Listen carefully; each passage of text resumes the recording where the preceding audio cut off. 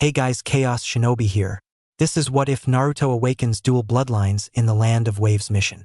During the mission, Naruto and Sasuke are in serious trouble, so Kurama uses his chakra to create a pair of bloodlines to help Naruto survive. Now let's begin. Chapter 10. The girls with Kakashi were just standing in the stands, hearts filled with worry about how Naruto is going to react to the fact that he is against Kiba. They got their answer seeing that Naruto had a giddy smile on his face that started to freak them out. They got themselves back together once they remembered that Naruto was the happiest boy in the world because he was waiting for a chance to battle Kiba, especially after he tried to steal Hinata away behind his back only because they were teammates.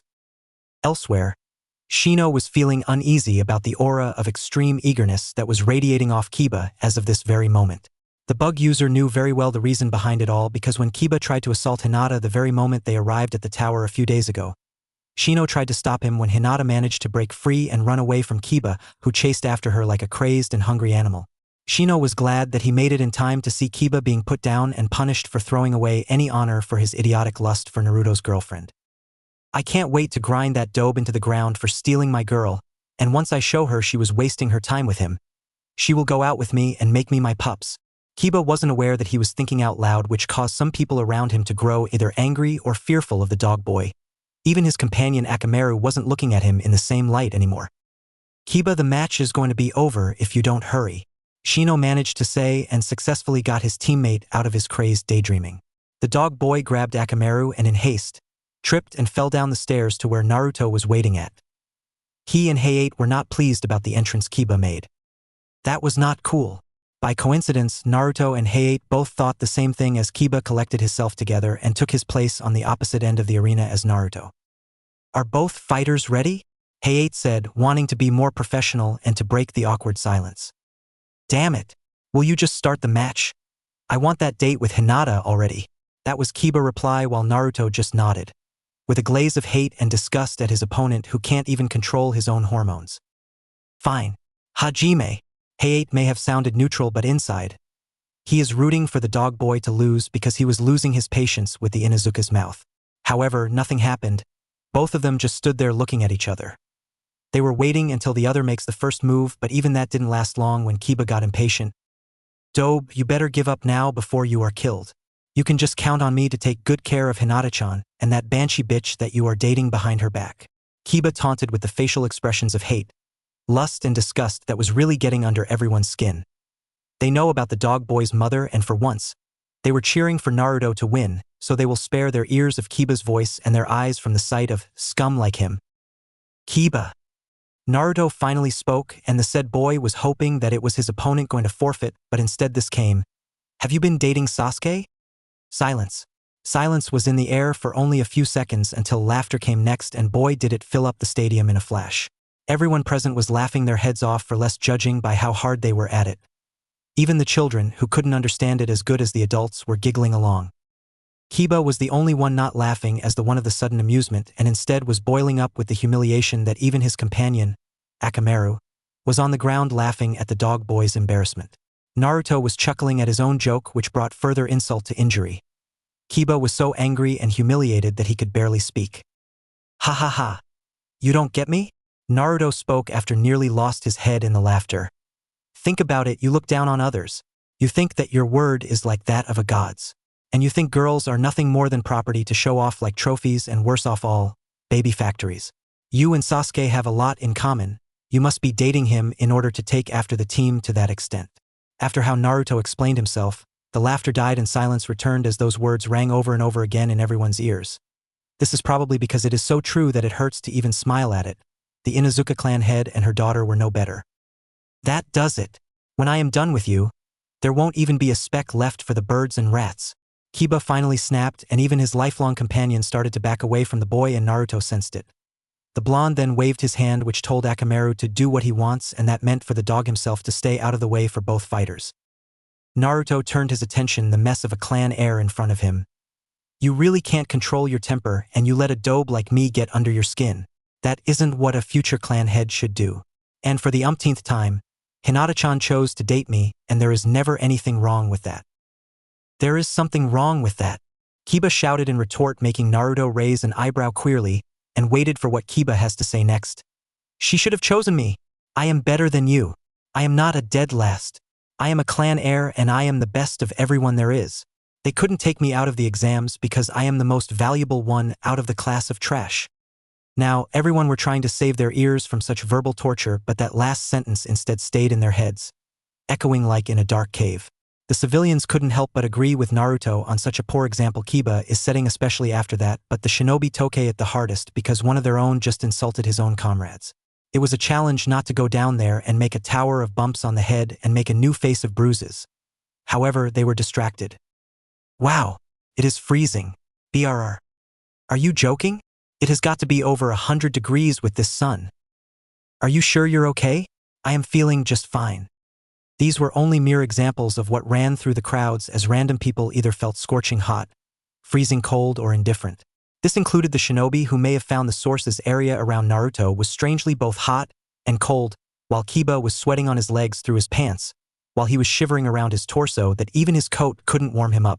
The only thing that made all this like a walk in the park was what came out of the blonde's mouth. So that is it.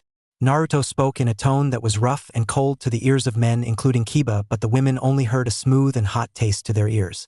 You see everyone around him as trash, including the Hokage, the noble clans, even your own mother? Kiba didn't say a word. He just focused on finding out what is wrong with him. You are also saying that Hinata-chan made her biggest mistake being with the one she loves and around real friends rather than with a boy who is just waiting for a chance to rape her. You are insulting the woman you desire enough to throw away your pride and your honor to make room for your own stupid lust. While everyone was breathless and in awe at Naruto's speech about Kiba's disgrace today, the dog boy was feeling something heavy that was quickly taking his will to fight away. Then he noticed that his legs wouldn't budge from their spot and Kiba only had the chance to see ice covering them when Naruto closed the distance between him and the dog boy with something boiling in his hand. Kiba's head was forced back up when Naruto shoved his hand into the face, but that was just to land the first strike in the whole match. There was something else. Arg! Kiba shouted suddenly, and before he could move again, Naruto landed a right hook on the cheek with a low sweep that broke the ice and the legs under them. All this caused Kiba to tumble to his back, helpless to get up. But that wasn't important to him, that is. My nose. It is burning. While everyone was queried about the statement, Naruto smirked as he walked over Kiba with his shadow covering the dog boy. Burning? You are already close, that one. Naruto spoke, which brought the crowd's curiosity to the peak. Let me ask you, Inuzuka, why doesn't animals like dogs or wolves approach our springs? Why do they run from geysers even before they erupt? Why they avoid the alleyways on the hottest days of the year? Those same questions echoed through everyone's heads as they waited for more. I will tell you. It is simple chemistry. What? Ah, it stinks. Kiba yelled, in which it sparked the answer in everyone's minds, and for that reason, Naruto smirked. You're right, they avoid what stinks because while garbage smells bad to us humans, it is 100 times worse for those who train their noses to outmatch ours. Naruto explained while the situation getting good. It applies to hot springs and geysers because they are both basically heated water mixed with other minerals that give off a horrible odor when heated. That is why dogs and wolves avoid them. The smell will immobilize their senses until they are helpless. When Naruto was finished, the crowds all had an O expression on their faces, as well as awe and confusion, as to how the dead last will understand such concepts. So, after I learned that, I started to use a technique that involves heating the air around me with some more ingredients added to create such phenomenon. Even though that Kiba now knew what is wrong, he still glared at Naruto instead of tending to his injured legs. What is wrong with that guy's head? Still, Naruto was not done yet and got everyone's attention once more.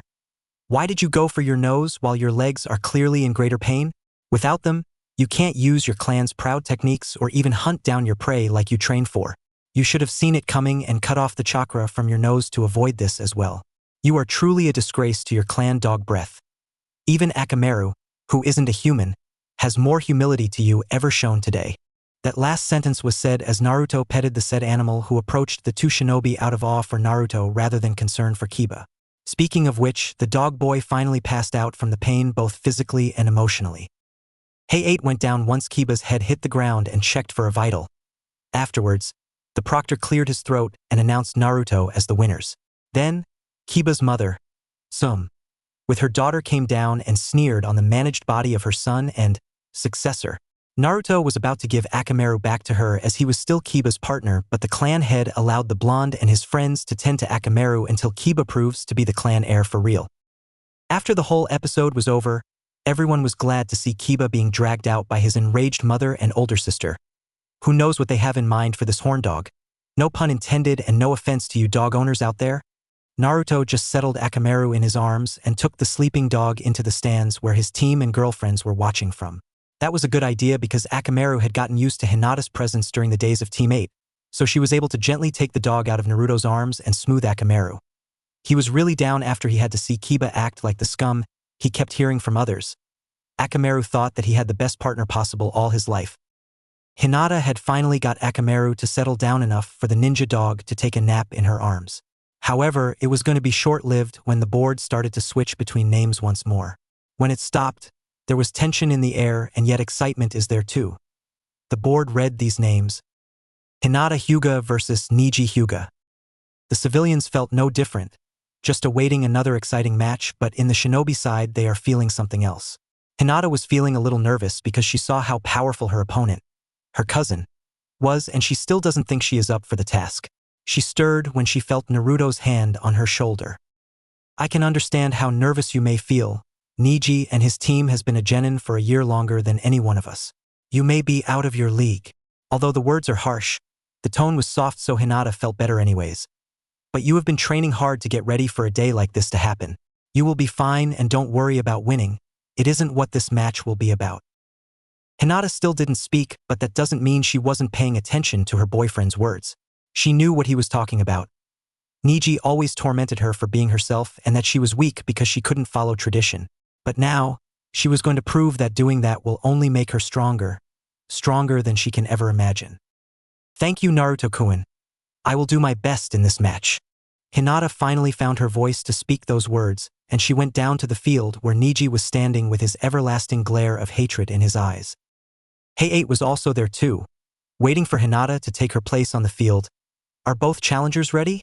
Hinata spoke yes while Neji just huffed his own agreement of indifference. Then, Hajime. After that being said, Hinata moved into a stance while Neji didn't budge from his posture or position, and neither did his demur. There was an awkward silence afterwards as the civilians waited for something to happen, but for a few minutes nothing happened. Then Hinata relaxed her stance and stood upright with an annoyed look on her face, something that no one expected to see. Are you going to fight like the one with fate on his side will do, or is all that just buff? Hinata said in a tone that was like she was trying to dig under his skin. Shut up, failure. Fate has already chose the aftermath of this match, so there is no reason to fight. Neji always spoke in a tone about how fate was treating me like a golden son, like whatever Neji said that fate on his side, then no one will want to face him in battle. Still, he was curious as to why Hinata wasn't stirred but was persistent instead. Nisan, fate isn't a future teller, and neither are you, so stop saying that fate is responsible for everything. If that is true, then don't you hate fate for taking away your father? Neji actually had a shocked look on his face at how true that question was, but he refused for others to see it, so he instantly changed his mood to that of anger. Don't you try to bring that up, failure? Ah, did I hit a sensitive spot? I thought the great Neji, who has fate by his side, will never feel offended. Hinata continued to mock her opponent, lending everyone in the stands to remember who she was hanging out with. The prankster king of the village, Naruto himself. I will shut you up for good. Neji snapped and ran with a palm covered with chakra, intending to end the match with one strike. It would have happened, but Hinata had other plans. She actually ducked under the attack and spanned on her foot to kick Neji back with other one. That got everyone off guard except for teammate as well as Naruto and Sakura as they saw her practice with similar movements. She told them that she was working on her own style that will stop holding her back and bring out her real strength in battle. Arg! Lucky shot. Now you die. Neji shouted when he tried to do a direct right thrust but widened his eyes when Hinata simply brushed her hand across his arm in motion until Neji was hit with a mean palm hit on the face, sending him back once more. Damn it! Neji got up and tried to hit Hinata, but she will always dodge smoothly like the water in a calm river with the flexibility of a natural dancer. Stop that! Neji sure was getting annoyed that his attacks could land on Hinata and he was getting the punches in return. Soon, Hinata was standing true and unscathed, while no one can say the same for Neji, who was covered from head to toe in bruises and grim. I see you are confused and enraged by how fate is letting you down today. And Neji? Hinata said with a cool attitude that was only making Niji even more frustrated. Hack Rokujion show. Niji then started to use palm thrusts again, but they seemed to be targeting specific points on Hinata's body. However, I was just trying to find out what was wrong with me and the traditional style of the Juken as to why it never works for me. Hinata spoke while gracefully dodging the attacks in succession, which got the user angrier, and as a result, the movements were getting sluggish and sloppy. Then something hit me, like this. To prove her point, Hinata playfully punched Niji in the chest and the face next. I realized that I take after my mother, who never was able to do the style taught by the clan herself. Then she was weak. If she wasn't able to do what the Hyuga clan has been doing for generations, then she is a disgrace. Niji shouted, hoping to break Hinata's composure, but soon he will be wishing that he never did. It is those who defend tradition even when it is the one thing that was tearing apart the clan slowly and painfully that are weak. Especially someone who refuses to let go of the past like you, Nisan. Hinata spoke in a tone that was barely any different, and this time, it got the desired effect only on the other target. Niji, however, couldn't say another word when Hinata charged for another punch. Kaiten. Niji spanned until he was surrounded by a dome of pure chakra that threatened to take apart what comes into contact. Hinata avoided such fate when she managed to halt her advances just a few centimeters from the protective dome. When Niji slowed down and deactivated the shield, Hinata sprang into action and landed a solid arm jab to one of Niji's arms. This caused him to fall to the ground. So, I decided to tinker a little with my mother's notes on her personal fighting style with a spice of the original one. This is the result. A mix of fluid movements to evade even the fastest attacks by feeling the air moving ahead, and stiff attacks to massive damage. I call it the Jiken no Kishirosen. Hinata finished her explanation and was like rubbing salt in wounds for Niji's ears as he suffered on the cold ground facing his back. If you want to avoid further embarrassment, you will surrender and forfeit. Hinata offered Niji, but if you actually knew him enough, this is to be expected. Never. I will die before I surrendered to a failure of the clan. Failures are doomed to remain failures. Niji was defiantly having a bad day to be that crazy talking, and that cost him big time. Hinata sighed as she mentally hit herself for thinking that such a person like Niji will listen to an offering of surrender. She calmly walked over to the sorry body that was too broken of the moment to listen to Niji's demands to obey him. If people were never meant to change, then we will never be successful, never grow up, never be ready to face the world on our own 2 feet, and worse, never be able to live our own lives. To hold on to the past, which doesn't exist in the present or future, is never what a prodigy or elite warrior will ever do. Think about that and you will actually make your father happy, proud, wherever he is. Hinata whispered such words into Niji's ear before using her Juken to knock him out. Hayate soon appeared next to the sad mess and cleared his throat. Shousha. Hinata Hyuga.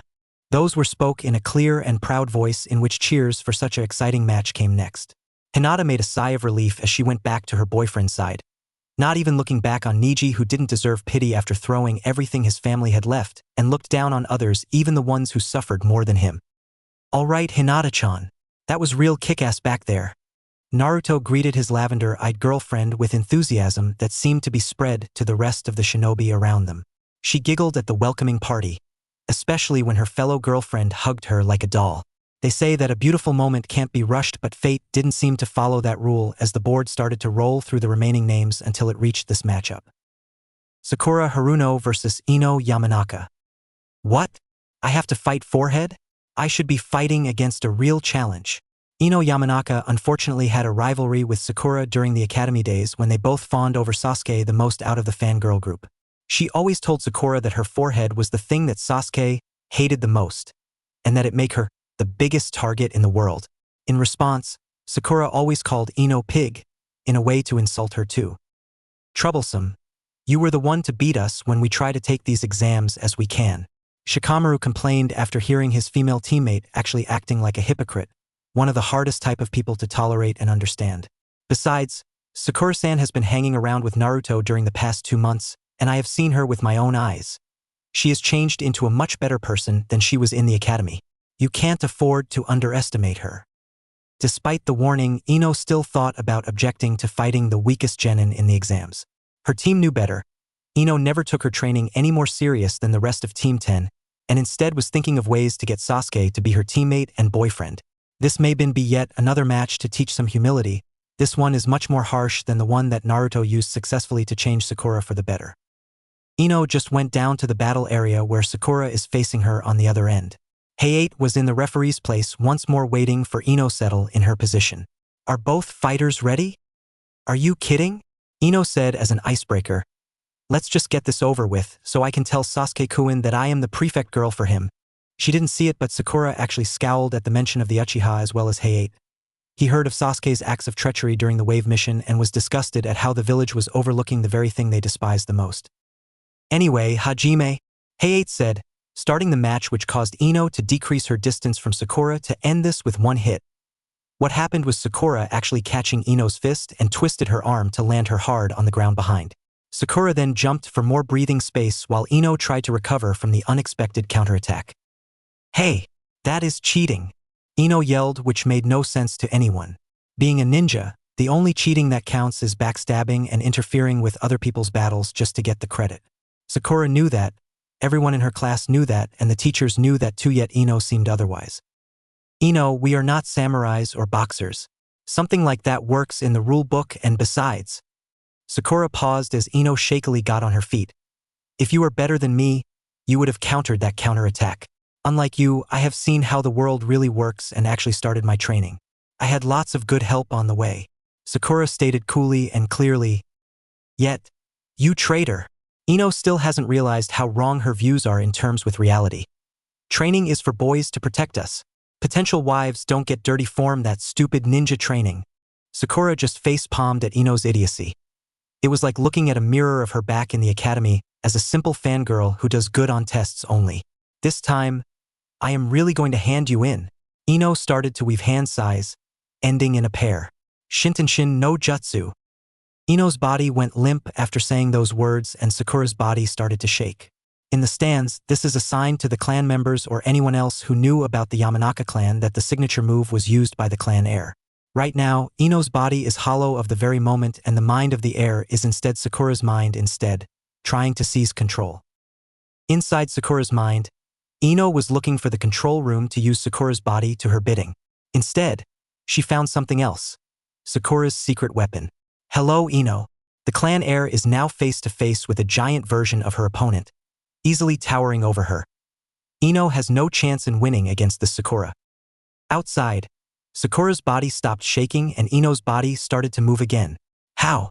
You had a alter ego? Sakura asked. Yes, I do. I don't want mind walkers messing with my head, so you are out of luck, Ino, because you are nearly out of breath. True to that, Ino was panting heavily and it hurt for her to stand up completely. So, I can still win this match for Sasuke. Ino was interrupted when she felt something pierce the back of her head, but with little to no time to response. She blacked out. Sakura laughed at her ex-friend's foolish attempt to savage any pride and devolution she ever had in her head. Ino, the world isn't fair. Girls love to complain about that and try to make it more fair. I have to admit that I was like that during the academy days, but I am still alive and I am still kicking even after I had to listen to my ex-crush talk like the scum parents taught us to hate. I decided to take another chance at life. I am not regretting it today. Sakura knew Ino couldn't hear her, but she just wanted to get it out of her system. It always feels great to get a weight off your shoulders and your chest. Hayate appeared to check Ino and announced, Shousha. Sakura Haruno. The crowds cheered for all the action and impressive recovery that the Academy Banshee had shown as a result from 2 months of real training in her team. With yet another good match finished and another heavy speech to hit our hearts, it was that moment when the board was switching the remaining names once more. Sakura had already rejoined Naruto and Hinata the stands. Now that they each had their own match, they can finally stay together and watch the remainder of the preliminaries. After a while of terrible suspense, the pair of names have been decided. Tenten Higurashi versus Temari. Guy-sensei? Lee asked in much quieter tone that had little to none of the excitement as usual, and the jonin in question saw that too. You did teach Tenten a backup plan? In case that her style doesn't work. Guy was silent and looked down in shame that his team picked up. Lee was pale while Tenten in question was just irritated that her team was overthinking things. Everyone else could only imagine of what caused such an eccentric and loud pair to grow silent over something like this. Tenten Higurashi versus Temari. Guy-sensei? Lee asked in much quieter tone that had little to none of the excitement as usual, and the Jonin in question saw that too. You did teach Tenten a backup plan? In case that her style doesn't work. Guy was silent and looked down in shame that his team picked up. Lee was pale while Tenten in question was just irritated that her team was overthinking things. Everyone else could only imagine of what caused such an eccentric and loud pair to grow silent over something like this. I wanted to fight at least one member of Team 7. I so want revenge for what happened in the forest. Tamari whined until a single glare from her brother silenced her, and a scolding from her team leader got her on the field facing Tenten, who was waiting with eagerness. Niji lost, and to a rookie no less. I will surely regain my team's honor by winning my battle. That was what was going through Tenten's head, not even on the fight that was just about to happen. Hayate was neutral to it all and just did his job. Are both fighters ready? They all said yes once they were out of their stupor. Then Hajime. Once the proctor has spoken and moved out of the way, Tenten acted first and took out a scroll to reveal kanji writings inside. She then used chakra to activate them, which caused a storm of various weapons to rocket towards Tamari. Axes, swords, spears. Anything sharp was headed right at the sand girl, but she didn't bat an eye until she took out what looked like an oversized fan. Kamaitashi no jutsu. A huge gust of wind came next after those words were spoken and blew the shower of sharp steel in various directions away from Tamari. Not one got close. While Tenten was shocked, her team sighed in the stands. They thought something like this will happen. Tenten's dependence on weapons was more oblivious than how eccentric Lee was about the flames of youth. Also in the stands, Naruto made a look that spoke on how he understood why Team 9 was nervous about this matchup. I can see it now, Naruto said, and it got the attention of everyone around him. It is clear that Tenten uses weapons only for long-ranged attacks. The sand girl can just blow them away until Tenten has no weapons left. With that being said, the audience around Naruto also understood the situation is bad news for a ninja like Tenten. Back in the battlefield, Tenten overcome her shock as she took out 2 more scrolls, but they seemed to be different ones. When she opened them, Tenten jumped and started signing in the center. Sashoryu. It was like a twister was born in the center of the field, and soon, handheld weapons like before started to shoot out in all directions. Tenten hoped this will throw her opponent off guard. She was wrong. Tamari smiled at the display. So you are shooting your weapons from a twister? Impressive, but... Tamari paused as she readied her fan and wind started to move around her. Nothing has changed. The battle fan started to glow with the wind acting on it. Kamaitashi no jutsu. The same wind that Tamari commanded not long ago returned, and like she said, it deflected the rain of weapons away from her. Unfortunately for Tenten herself, she was still in midair and the wind jutsu had destroyed her concentration. She was going to fall hard onto the field. However, Tenten soon wished she did when she instead landed back first onto Tamari's folded fan. The impact almost broke Tenten's back, but the proctor wasn't going to stay around and wait for that to happen. Halt! Tenten cannot continue, so the winner is Tamari no Sabaku. Hayate announced, hoping it was going to end it all. He was wrong. A loud crack was heard, and when the proctor looked around, he saw Tamari still beating on an unconscious Tenten. Stop! I said the match is... over. Hayate stopped in his tracks in surprise when Tamari did halt in her attacks, but obliviously not from Hayate's words. No, it was Naruto Uzumaki holding Tamari by her blonde hair and her giant battle fan. You know, I was glad to meet someone with blonde hair, as the only one with such hair color in Konoha entirely. Naruto spoke in a calm tone that got everyone wondering what his game was, as well as wondering while Tamari was shaking in her position. I will hate to change that and make you bald in front of everyone, including your team. Now it was clear. Naruto was placing Tamari in a corner and he was taunting about it. All that started to change when Baki, leader of the Suna team, jumped down from his place in the stands and glared at Naruto. Uzumaki, I demand you will let go of my student so I can hand her punishment. To a civilian's ear that sounded like a threat, but a real ninja like Naruto knew better, and as a result the blonde smirked instead. I don't think you, half-face. Baki was in gawk that a dobe was able to not be affected by his threat, and that the blonde will insult him instead. You are actually going to give your student a slap on the wrist and scold her for not acting a daughter of a Kage she is. That was it. Now the crowds, ninja or civilian, were in uproar that a child of a Kage was fighting in the exams. They just don't know if they should boo at Naruto for threatening such royalty or at the Suna princess for not making a good example. On the field, Temari and Baki were shocked at the statement. How did you know that? That info is only known to our village. Baki yelled in outrage, at which only boiled when Naruto grinned. Easy. If Temari was any Suna ninja, you would have gone down and threatened to kick her out of the team, but you didn't. You only reacted when I stopped her, and that told me that she was some important enough to threaten me instead of her for breaking the rules. I have seen it before. Naruto explained, and it got everyone in awe about how observant Naruto has shown at the moment.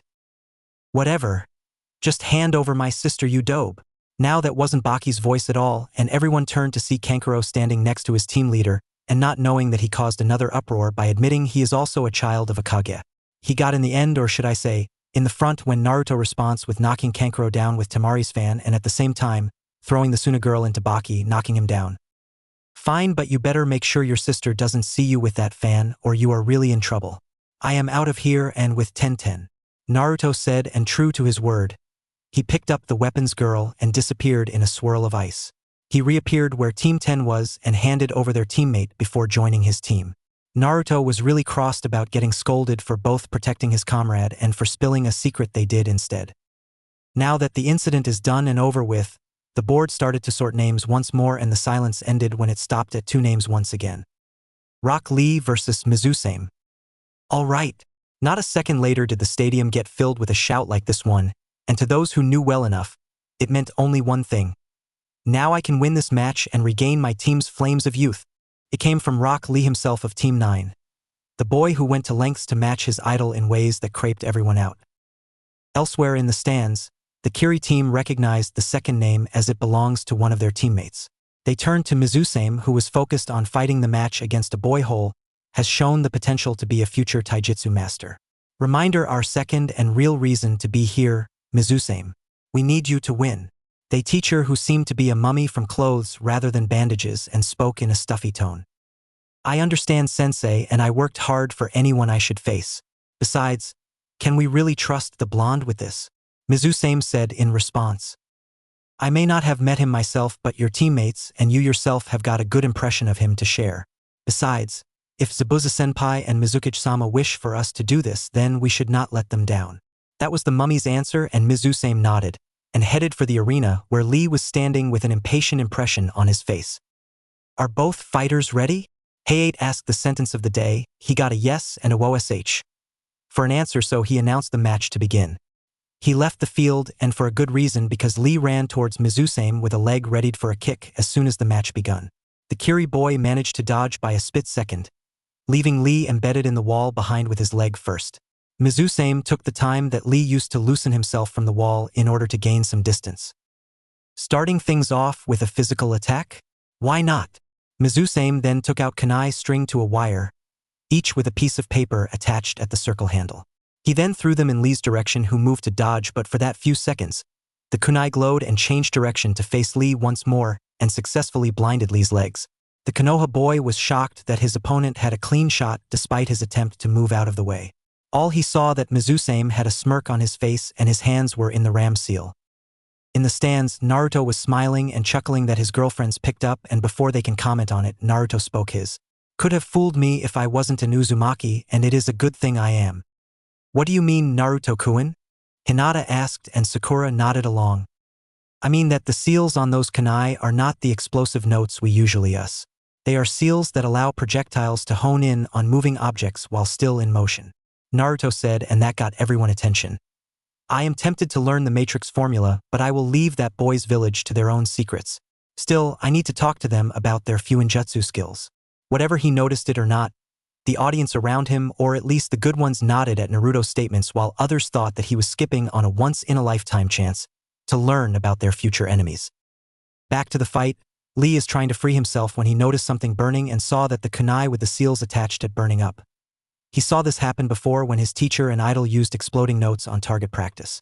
Lee turned to his smirking opponent with an expression of disapproval. Hey, killing is allowed, and besides, I am giving you a chance to escape that you are throwing away. Mizusame pointed out, and Lee widened his eyes and actually got the wire off, but when he tried to throw it away, he was caught in the blast. He landed a good distance away with some broken bones. Still, he got up to fight. All right, if you are going to drill a hole in my head with that attitude, then I will spill the beans. It is too late to keep them a secret anyways. Mizusame said that last statement while turning to Naruto in the stands, who just smirked. What you saw firsthand was my Senrisame Fuin no Jutsu, a personal creation of mine from when I started out as a genin. Lee was still in the dark as he tried to bear the pain in every part of his body. It acts like a shark when it catches the scent of blood. It can sense my targets from even 10 miles away and won't stop until it hits, and will move around anything that gets in its way to do it. Mizusame finished his explanation, and by now everyone caught on, including Lee, who is now smirking. It is clear that I dropped my flames of youth in a mud pile, but I am planning on picking it up and cleaning it by defeating you.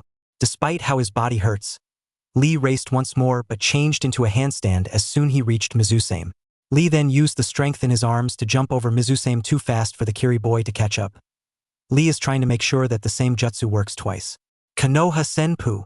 Lee then landed a rough kick to his opponent's back, but because of the previous injury and pain, the kick didn't do much damage, so Mizusame was able to recover before any real damage was done. I see you have real devolution to keep fighting even with your body breaking apart. Where I come from, your kind are welcome the best. Mizusame said, and Lee wasn't feeling like taking it while clutching the leg he injured while trying to land a hit. But you are only halfway in based on what you have been doing ever since you couldn't escape my explosive notes going off, and… The Kiri boy disappeared and reappeared in front of Lee's pained face. I asked this. Lee only saw that Mizusame's arm bulged inhumanly before landing a mean punch to the chest and knocked him out.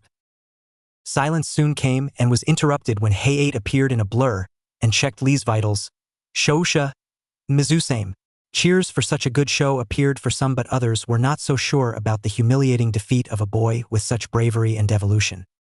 When the match was over, they had to brace their ears for when the leader and teacher of Team 9, Mighty Guy, ranted about his team failing their fights completely.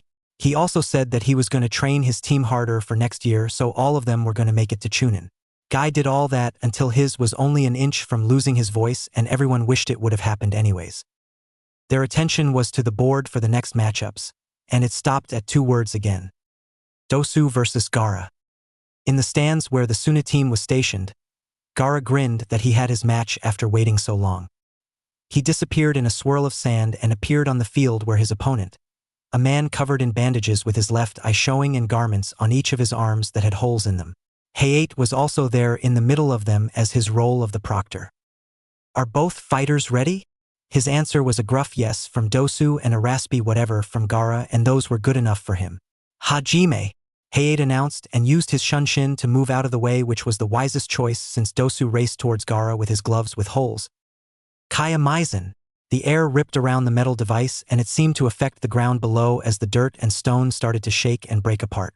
However, Dosu's target, which happens to be Gaara, was not hurt as Dosu hit nothing but sand that seemingly came out of nowhere. What? I can't get free. Dosu panicked as he couldn't move his arm out of the wall of sand that absorbed his attack and captured him. Interesting.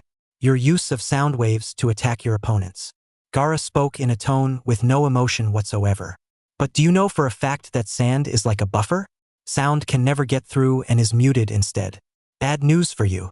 Gaara finished while commanding his sand to cover Dosu entirely, creating a cocoon-shaped prison that Dosu couldn't do anything other than struggle and scream through the thick sand. Sabaku Q. The screams of pain and fear were the only things heard before the sound of crushing bones and fresh arrived in everyone's ears as the sand bundle that held Dosu of Otogekure started to leak blood. Enough. Cough. Hayate spoke as he appeared on the arena. Gaara didn't pay any attention and just dumped the mess of blood and bones while retracting his sand into the gourd on his back. The proctor didn't even need to check it out. Winner by cough death. Gaara no Sabaku. No cheers were heard or any boos. Just silence as ANBU agents cleaned up the mess along with the blood that was molding into the ground that made up the arena. After the dreadful match, Gaara used a sand shunshin to reappear at his team in the stands. They were only nervous that their teammate and brother was still inset on killing his opponents. Everyone else were given 10 minutes to throw up in private and get their bearings back together. Fortunately, there was to be one last match before the preliminaries were over. The board then started to choose the matchups until it stopped once more at 2 names. Choji versus Akanami. All right, it is about time I had my match. I have been waiting too long.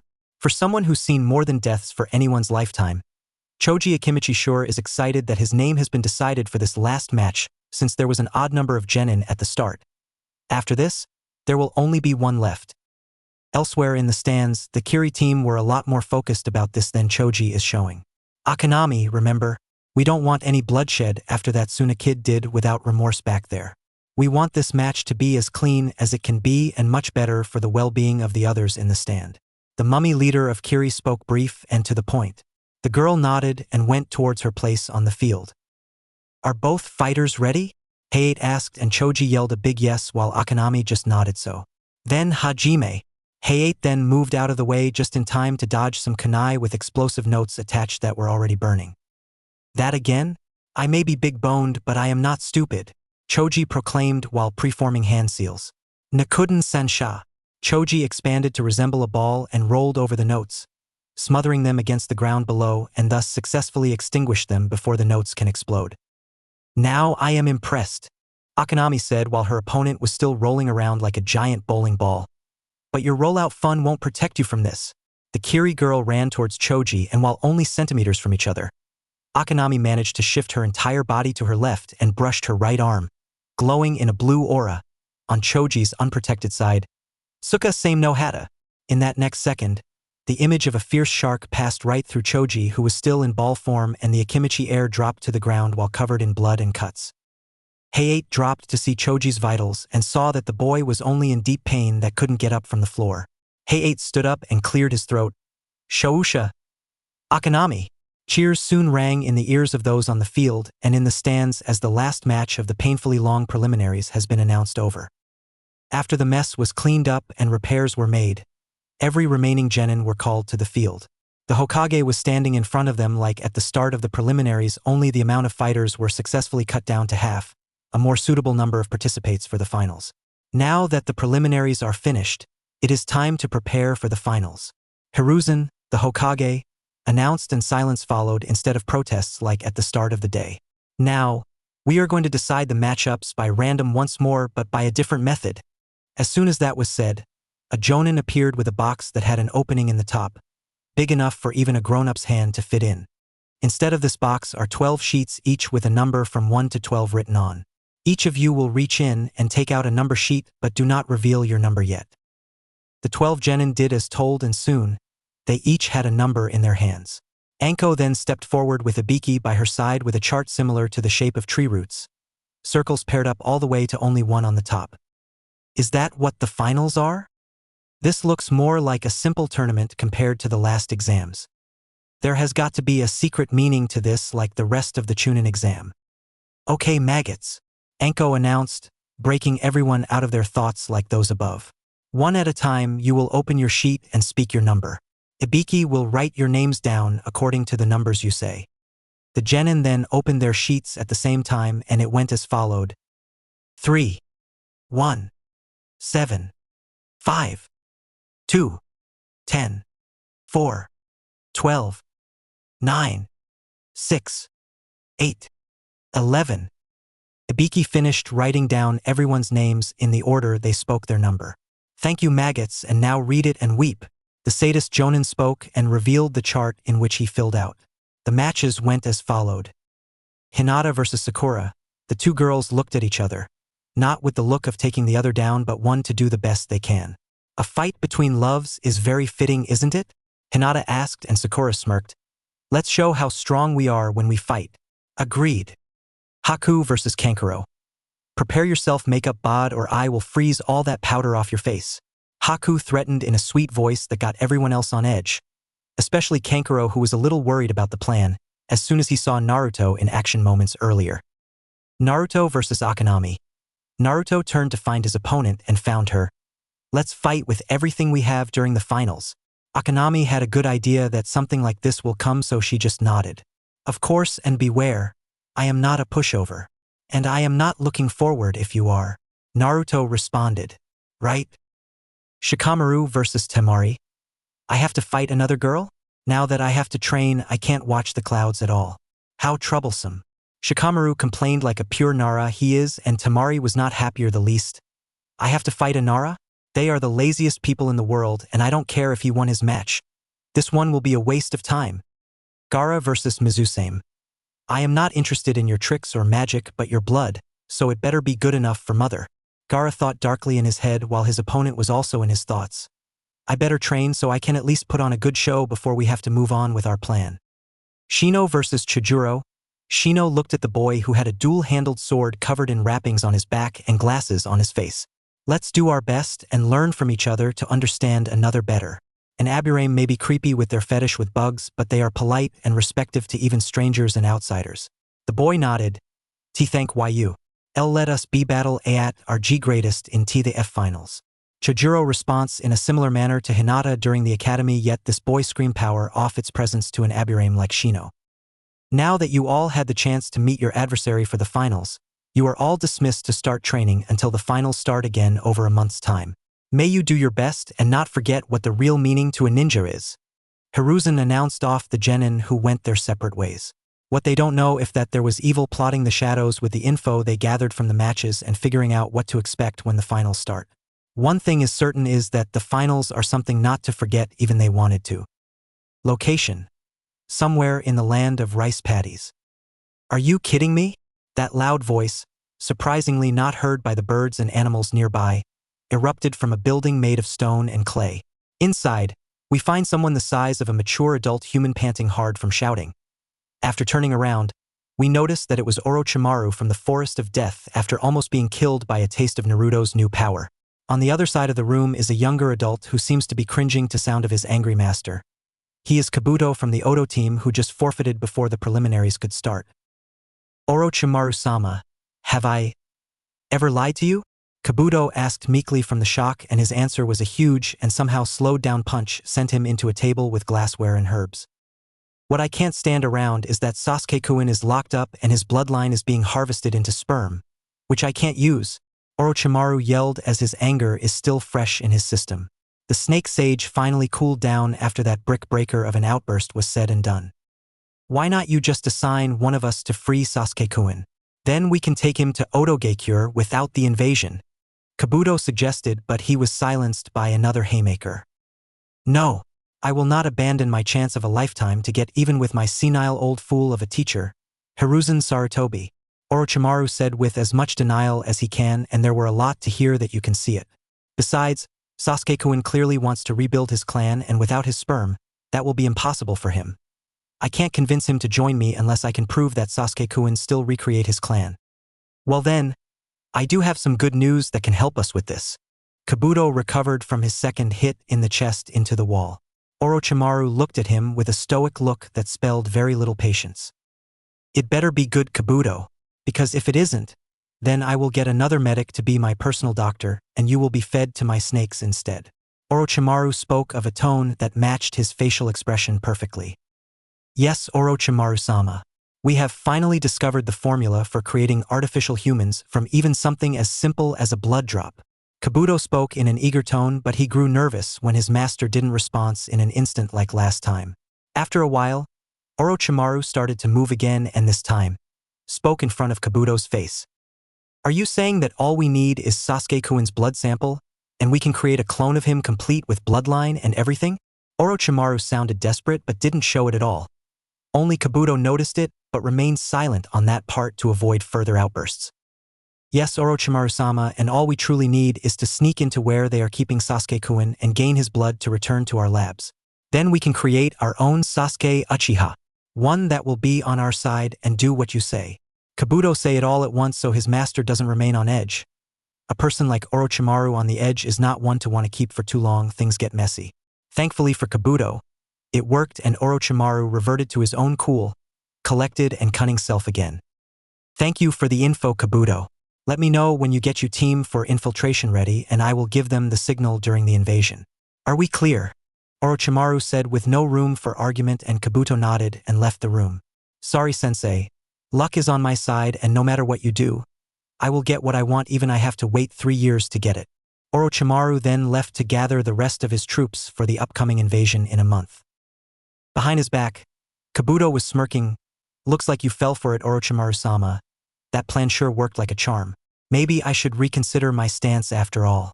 I better keep this up before this foolish snake finds out too soon. Then the schemer disappeared into the shadows of the lab for another one to pop out. Location: Konoha, the bath housing district. Naruto was wandering around the various walls that are keeping the privacy of the guests from peeping toms. Speaking of which, the blonde was looking for one because Hiruzen said that the only one in the village that can possibly train Naruto for the finals was to be found the most at the hot springs, but why did the old man say that with a blush on his face? I swear if Gigi led me on a wild goose chase in this place, then I am doubling his paperwork before he can finish today. Naruto grumbled as he only found people laughing and moaning in relief as they enjoy the hot water that helped them unwind and relax from crazy days in their lives. As he was about to give up, he heard a giggle. It wasn't made by any woman he ever heard do the same, but more like a man is doing it. When Naruto homed in on the sound, he found a sight that he wished he won't have found. A huge man with white hair covering his entire back was facing the wall to the woman's baths. It must have a peephole in it, while giggling like a squealing fangirl. Not saying a word, Naruto just snuck over and supercharged a kick into the man's bottom, sending him into the baths itself. Then Naruto found a good rock to sit on while enjoying hearing the sounds of angry women making their wrath and a man screaming in a girlish tone. Two of the girls that came out actually didn't mind that they were wearing only towels. They just walked over to Naruto and hugged both of his sides. The blonde smiled at how he was rewarded since these girls happened to be his girlfriends, Sakura and Hinata. "I trust you didn't give mercy, girls?" Naruto said, and he got a kiss as an answer while the two girls giggled. "Of course not, Naruto-kun," Sakura said while snugging in some of the warm from the hot springs onto Naruto by rubbing her side into his neck. "This peeping Tom happens to be more durable than any old pervert in this village."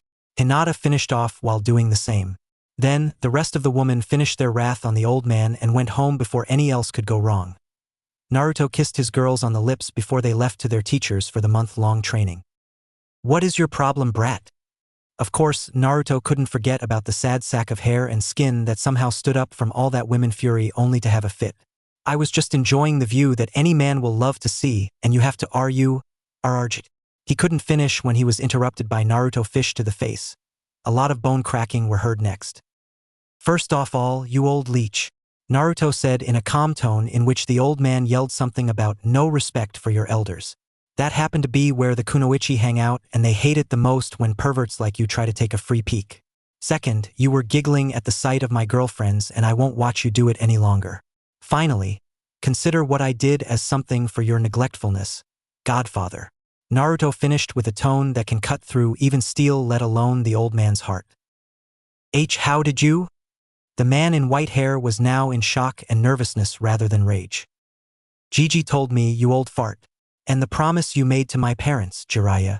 Naruto answered, in which the old man was now drowning in guilt at the truth that binds those words with thorns. In the Hokage Tower, Hiruzen was working on his paperwork along with his shadow clones moving stacks in and out of the room. Then the old ruler looked to his orb that he uses to watch over his village and saw Naruto discussing with the man named Jiraiya. Hiruzen sighed when he saw how angry and resentful Naruto is while Jiraiya was on his knees in guilt. Oh Naruto-kun, I knew that you were angry, but can you even cut him some slack? That is way out of your character. Hiruzen thought as he took a break from his papers and remembered when Naruto visited him the other day about training for the finals. Flashback. I am sure glad that Naruto finally taught me the secret to all this paperwork before I meet my end under a pile of paper and ink. Hiruzen thought in relief until he heard a knock on his office door. Enter. The door opened to reveal Naruto. Hi Gigi. I see you took my advice. The blonde spoke in a friendly tone that Hiruzen and his clones smiled at.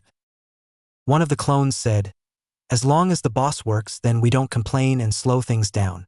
The other ones nodded and went back to work while Naruto took a chair and sat on the other side of the Hokage's desk while facing the ruler himself. So Naruto-kun, I am sure you came for more than saying hello, Hiruzen said in much serious tone after seeing how tense the blonde looked in the eye. Of course, Gigi. I need someone to teach me for the exams, Naruto said, brief and to the point. Kakashi can't afford to train me as Sakura still needed it the most, and Hinata has Kurenai-san.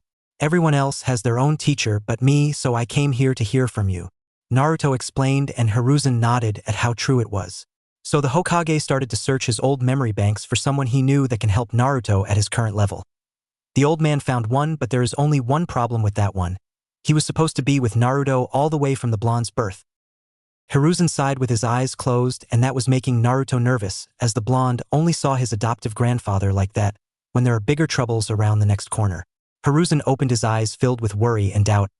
Okay, Naruto-kun. I have thought of a teacher for you.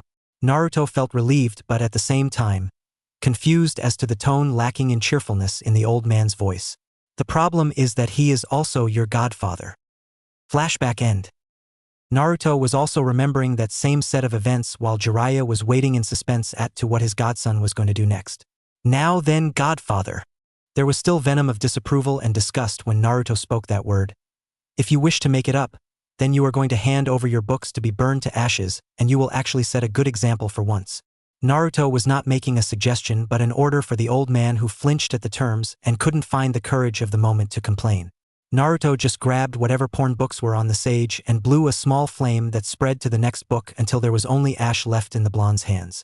Speaking of which, those hands also grabbed Jiraiya by the hair as the rest of the blonde dragged the flailing old man out of the hot springs and into a training ground usually reserved for special training, so most ninjas don't even arrive there often. Naruto walked over to a stump that was big enough to act as a stool for him while he dumped Jiraiya over across from him in a pile of bones. It took a while for the old pervert to wake up, kissing the dirt under him. Then he sat up while trying to spit out the dirt under his lips, on both sides. What is wrong with you, Gaki? Jiraiya screamed, but Naruto didn't even flinch. Those words meant nothing to him. I should been asking you that as you trained my father and promised to look after me after I was born, but you weren't seen in the village since. I was forced to rely on the ANBU and Gigi's help until I could protect myself. I just hope you can explain why you were lagging behind only to peek in the hot springs and on other people's girlfriends. Naruto spoke his thoughts and that left Jiraiya hanging like a worm from a fishing line hook. Well. Jiraiya scrambled in his mind to find an excuse, and it was not easy under the piercing glaze of an angry blonde. I had my spy system to see to. That was it? Naruto finally erupted in front of the old man's face. You are the one that should be my godfather or even checked on me once in a while. This is the first time in years that you were in the village. Gigi said so. Naruto explained, and Jiraiya felt like his guilt increased tenfold. If you want to make sure that when you kick the bucket, you won't be spending your afterlife trying to escape my disappointed parents, then you better not lag about your training for the finals. Jiraiya nodded like a punished boy after being caught in the cookie jar. First of all, Naruto started. Since I have an entire month to train, you are going to teach me what you know about my clan and give me my heritage. Are we clear? Naruto finished his stern order, no way a suggestion, to the old man who nodded so hard that his head was so close to falling off. Naruto just smirked at how he has the situation under control. Good. When night fell, two shadows hurried to meet each other and were talking about something interesting enough for another person to listen to. I did say that this plan can help with your revenge, but now I am not so sure. A voice that sounded like Kabuto was heard. Don't tell that you and your master are planning to cancel everything even if we got this far. Now that voice was definitely from Gaki, the same one that was the instructor for the sand team. No. Orochimaru-sama say it himself that he wouldn't back down so soon. Kabuto calmly answered, and Gaki cooled down. He still wants the invasion to happen despite having running into a few snags. Now that was enough for the proctor to hear, and he jumped out of his hiding place. Now I have got you traitors. Mikazuki no mai. Hayate then acted like he separated into three in order to confuse his targets, but he halted himself when he saw Kabuto knock Baki out. Why did you do that? You are in the act together. That is what I want him to know, Hayate-san, Kabuto said, which confused the special jonin even more. You see, I am in all this to find a real life rather than one on the run, and I have instead run into a very tempting offer that I can seem to refuse since it never seemed to fail me. Kabuto went until he placed his mouth near Hayate's ear and whispered something that made the Konoha ninja gasp. All right then, I will give you a chance to join us if there are no strings attached, Hayate said sternly, and Kabuto nodded. What happens once the finals undergo will determine that. Remember it, Hayate yelled, and he disappeared with the Shunshin no Jutsu. Kabuto smiled and also vanished with the knocked-out Tsunajonin into the night. Later that night, two souls were finishing up before bed. One was old man who just finished the last of the paperwork from his job, while the other was much younger and was hoping to crash in his home after a big day. Other than that, they were all thinking the same thing. The truth behind a perverted sage and the promise he made long before the Kyubi attacked the village. Flashback 2 begins. Silence was the only thing that could be heard in that office in that tower that very moment as Naruto tried to take in that he had a godfather but never found out until he grew to a point where he will do the protecting, which is what a godfather was supposed to do. Hiruzen couldn't do better than just wait for when either Naruto falls apart or explode in his face. Instead, this was heard. Why? Hiruzen gave his full attention to the confused genin. Why is that I had a godfather all this time but I never even met him before in my life? Everyone always claimed to be my friend or help take care of me, and that was always a lie, but no one tried to tell me that they are my godparents. Naruto spoke in a broken tone that you can see in his eyes. Why is that, Gigi? Hiruzen sighed. I don't know personally why he never met you, but he was one of my students, so I know him very much. He was always trying to woo ladies into his charm, and always peeking on women in the hot springs or baths. I know that much, but I know I made sure that he will put that all aside for his godson, but he must have went and forgot all about that. The old Kage said, as he was too disappointed about it all in his own way. The last time I even saw Jiraiya was in my office when he was talking about his spy network. He has over half the elemental countries. I told him that as long as he checks on you, then I let him do as he pleases with that system. I guess that he took his sage rights the wrong way and only claimed to have done that so he can get back to his peeking in the women's baths and his porn books. Hiruzen finished and he let a few things slip in his tongue. So he is a sage, huh? I heard that the only ninjas that can be that is when they prove to be worthy replacements for a Kage if anything happens to the last one. Naruto said in a voice that left no room for argument. Just a discussion. Hiruzen nodded and elaborated while he was at it. Yes, my students that I taught as a Jonin instructor are known as the Sannin no Konoha, and they all are worthy fighters on their own accord. The one that I have the most contact with is Jiraiya, who became known as the Gamma Sannin because he was able to summon toads of various sizes and uses in combat, as well inventing his own techniques to match that of a toad or his spying. Naruto nodded at the info. Unfortunately, I don't know where my other students are, but I heard that you ran into one of them in the Forest of Death. Naruto nodded after remembering how he managed to only gain the upper hand in his fight with such a dangerous man, with the fact that he took Orochimaru by surprise and weakened him. I understand it better, but I can only get the answers if I know where to look for this arrow sage. Naruto tried to speak in a straight tone, but it was too tempting to smirk at the nickname for the toad sage. Even Hiruzen laughed at it as the name was too true and hilarious to boot. Right? I managed to catch a glimpse on my crystal ball that Jiraiya is once again peeping in the hot springs down the road, and to your left by 3 blocks. Hiruzen said in a serious tone, and Naruto nodded before getting up to find this so-called godfather. The old man sighed as he relaxed in his chair. I sure hope you get your answers, Naruto-kun. I have seen your mean side before. I don't want anything else to go bad. Flashback 2 ends. By the time that Naruto finished his trip down memory lane, he had reached his new house and entered. He then saw that his girlfriends were already sleeping in the bed, while leaving a space between them that was big enough for him. Naruto just smiled and changed into his night clothes before joining them in the bed. Once he had settled into the sheets, the girls noticed and grasped each of his arms. Good night, girls, Naruto said before he drifted off on his comfortable pillow while listening to the faint sound of the kunoichi saying good night as well. The next started like any other until a scream that sounded like a kawaii roared through the village, waking anyone trying to sleep in. They had a mind to complain to the one who woke them so early. What they didn't expect was that a group of angry women wearing only towels and bathrobes had beat them to it as they were chasing an old man who already had a red mark in the shape of a fist and a hand. The audience just shrugged. Even civilians knew that getting the way of angry women is a fool's wish. All of them just returned to their homes to see if they can catch some more sleep. Speaking of the old man, he was realizing that the vixens were gaining on him, and when he was at a dead end, someone's hand reached out to grab him by the white hair on the old man's head and pulled him out of sight. The women turned to see that they lost the old peeping Tom, and they also returned home with a scowl on every face that they can't even enjoy a good bath at the hot springs without being eyed on by perverts, even if one of them is an honorable Sannin. Elsewhere, the old man was dragged by the brushy white hair on his head, so he was squirming in pain and discomfort. Then he was dumped on the ground. I told you that I wouldn't take a promise broken so easily. What were you even doing in there that had something to do with my training? Jiraiya looked up to see his godson with a huge scowl on his face that also had a look that wanted answers and not excuses. Well, Naruto, Jiraiya realized that no one ever asked that question even after years of peeping and writing porn. After stuttering and trying for words, he couldn't even whimper as Jiraiya laid on the ground in complete shame, but Naruto saw something else in that sorrow and disgrace. That is all you have to say after you made 2 promises. One since the day I was born and just last night? You really are a broken old man who couldn't even figure out why he couldn't even make friends with the girl he loves. Naruto said with a sigh, and Jiraiya was shocked at how accurate Naruto made of his past when they just met yesterday. How do I know? I have seen it before when I was young. The eyes tell secrets.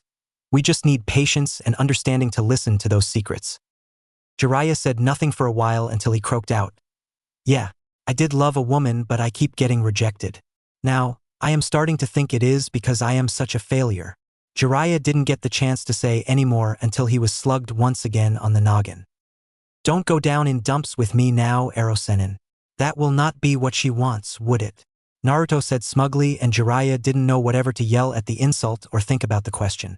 Besides, I will do what I can to fix that broken heart and messed up head before you are through. Naruto proposed and saw the shine of anticipation in that old man's eyes, but Naruto wasn't done. If you will teach me all you know about my clan and my inheritance for the finals. Jiraiya nodded without a second's thought. All right then, can we get started? Despite the fact that Jiraiya was no expert on seals, he knew very much in the art. From that, Naruto learned the basics of Fuinjutsu from the sealing scrolls and explosive notes that ninjas normally use, but since it takes so long, they are bought at stores instead of being made themselves. Naruto displayed a talent writing seals as he got the designs done. Soon, half the month's time had passed and Naruto's learning had increased from the basics to more the complex seals, such as being able to store things that burn paper like fire and trap seals that can cover an entire area if the user is fast and precise enough to set them up to work right.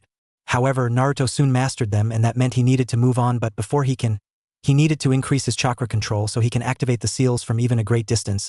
By using his chakra reserves as a cloud he can use to set the traps up and take opponents by surprise. That day was today. Hey Naruto, can you come here? Jiraiya called his student over from reviewing Fuinjutsu notes. You called Ero-sensei? Naruto may have held back from his previous insult, but nothing would have changed the fact that he was taught by a teacher who wastes his time peeking on naked women. Whatever. Jiraiya sighed in defeat on how he can't stop his student for coming up with the disrespectful nicknames. I want to say that you are doing well in your learning of Fuinjutsu.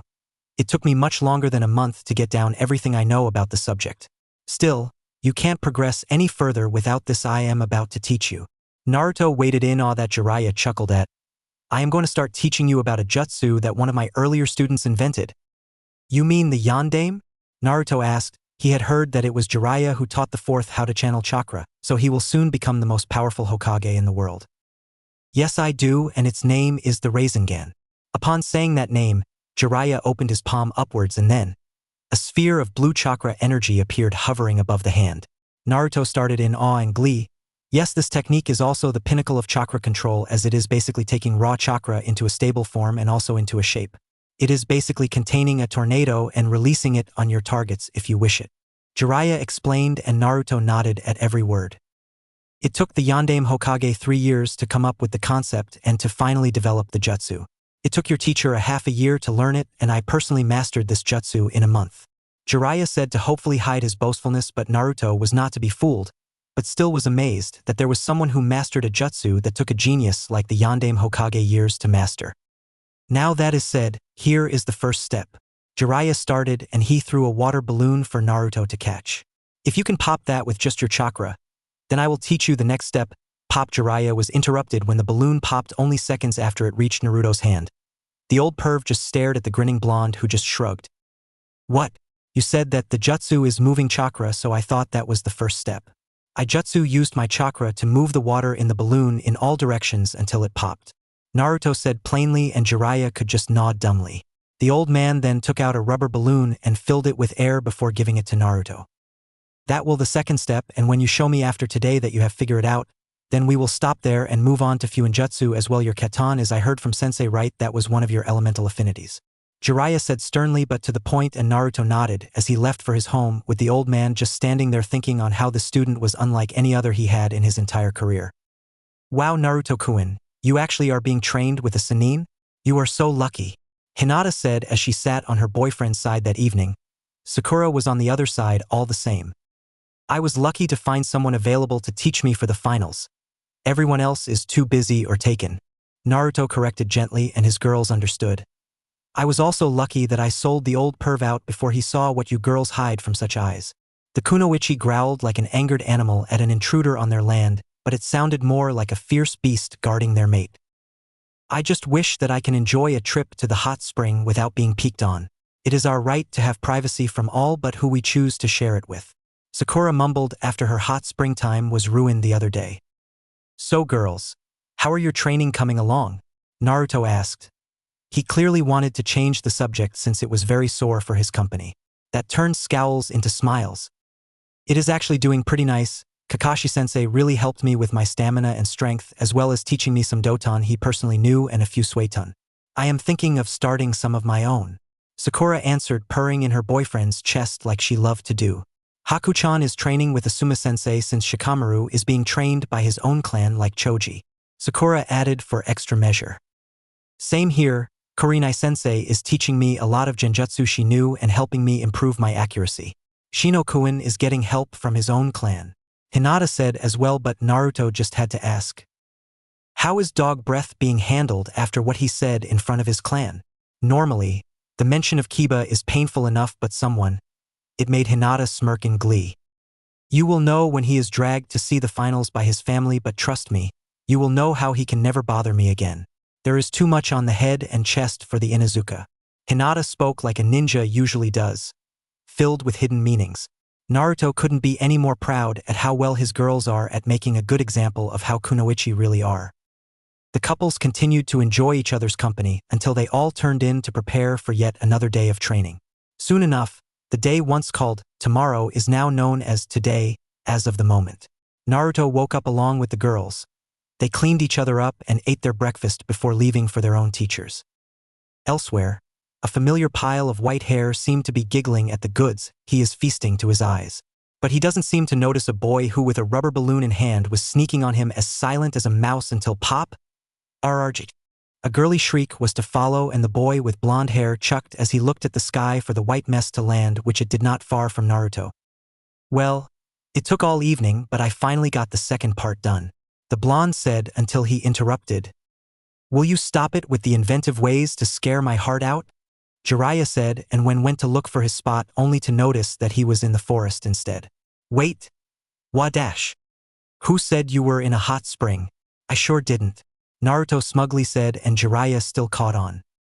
You used genjutsu on me? How? You have too much chakra to control in order to do that. Jiraiya shouted in utter confusion that was infuriating as his answer was a smirking blonde until, You're right about that, and that is why I am not using my chakra alone to cast genjutsu, Naruto said in his definition of a ninja dialogue. Jiraiya had a face like he was catching on, but Naruto wanted to break the ice anyways.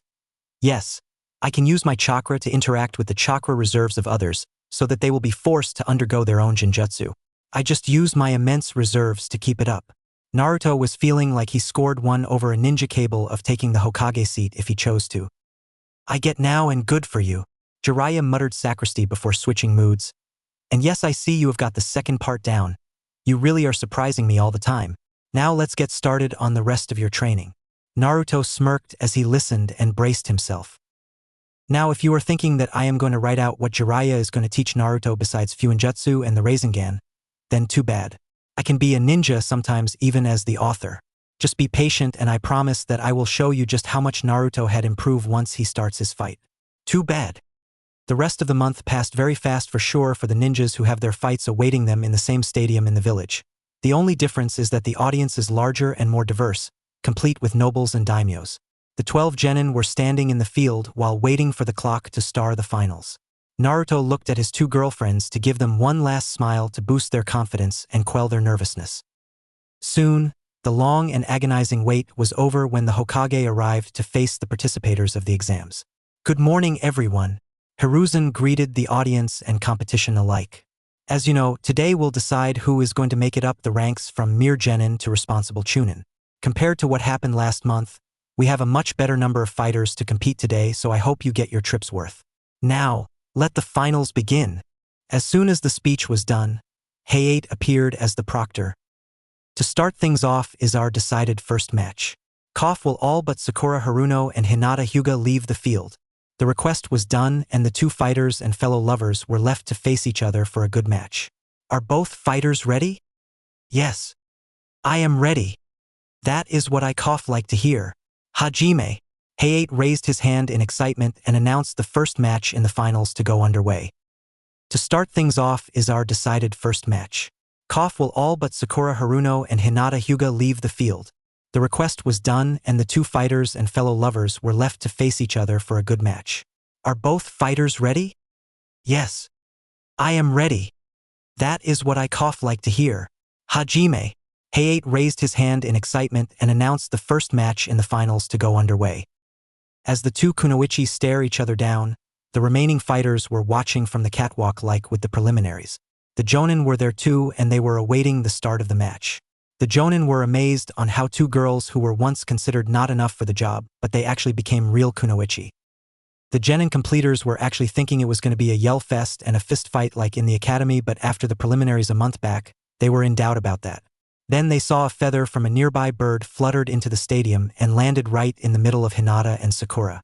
They must have took this for the signal to start since they finally approached each other with speed and force that level out as soon as they meet with their fists. It was felt all the way outside and anything that wasn't nailed down good enough was carried away from the stadium like leaves in the wind. Everyone inside the building were not faring any better, grabbing their runaway hats and holding onto the railings or their seats, especially the other fighters, considering they are not allowed to be in the seats if they were still fighting. Geez, when the girls said they were training, they should have at least gave us a warning shot. Naruto muttered while not completely complaining since this was proof that his girls were well on their way to become their own kunoichi. Now that was a huge wake-up call. That was voice that only Naruto can hear and he hadn't for a few months. Kaka-chan, you have been dead silent ever since we got back from the wave mission. How are you? Naruto to himself since it would only be freaky if he asked out loud. I am glad you asked, little boy of mine. Naruto blushed at the little boy comment, because who is to try and take back a mother's nickname for you without being kicked by the skull? I am doing fine and since you sounded so confident in your new powers, I wanted to take a break and hear from you when you wake me up. I guess that someone else did for you. Kaka explained to some effect. You still got me worried about that. I thought you didn't want to have anything to do with this. Naruto thought sadly, which made Kaka kind of regret her decision of silence. Still, you have missed a lot. I have been dating my secret admirer from the academy and even got a second girlfriend with my own teammate. Naruto said with a blush as he had to hear the squeal of excitement at how her son was growing up. Also, Sasuke team has been chained up for his traitorous behavior during the wave mission. He wouldn't be causing any trouble. Good, because personally I can't stand the stench of an Uchiha born because of their eyes and their blood. Kaka said as she awaited the rest until she had to make a guess. Is it time already for the Chunin exams? Yeah, but how did you know? Naruto replied, and his answer was a giggle from his adoptive mother. Well, I have heard about it through your mother and… Kaka started, but she was interrupted. My mother? You were sealed in my mother? Naruto nearly shouted but managed to keep his ranting to himself. Kaka tried to calm him down and it finally worked when the two fighters were finally on their feet again.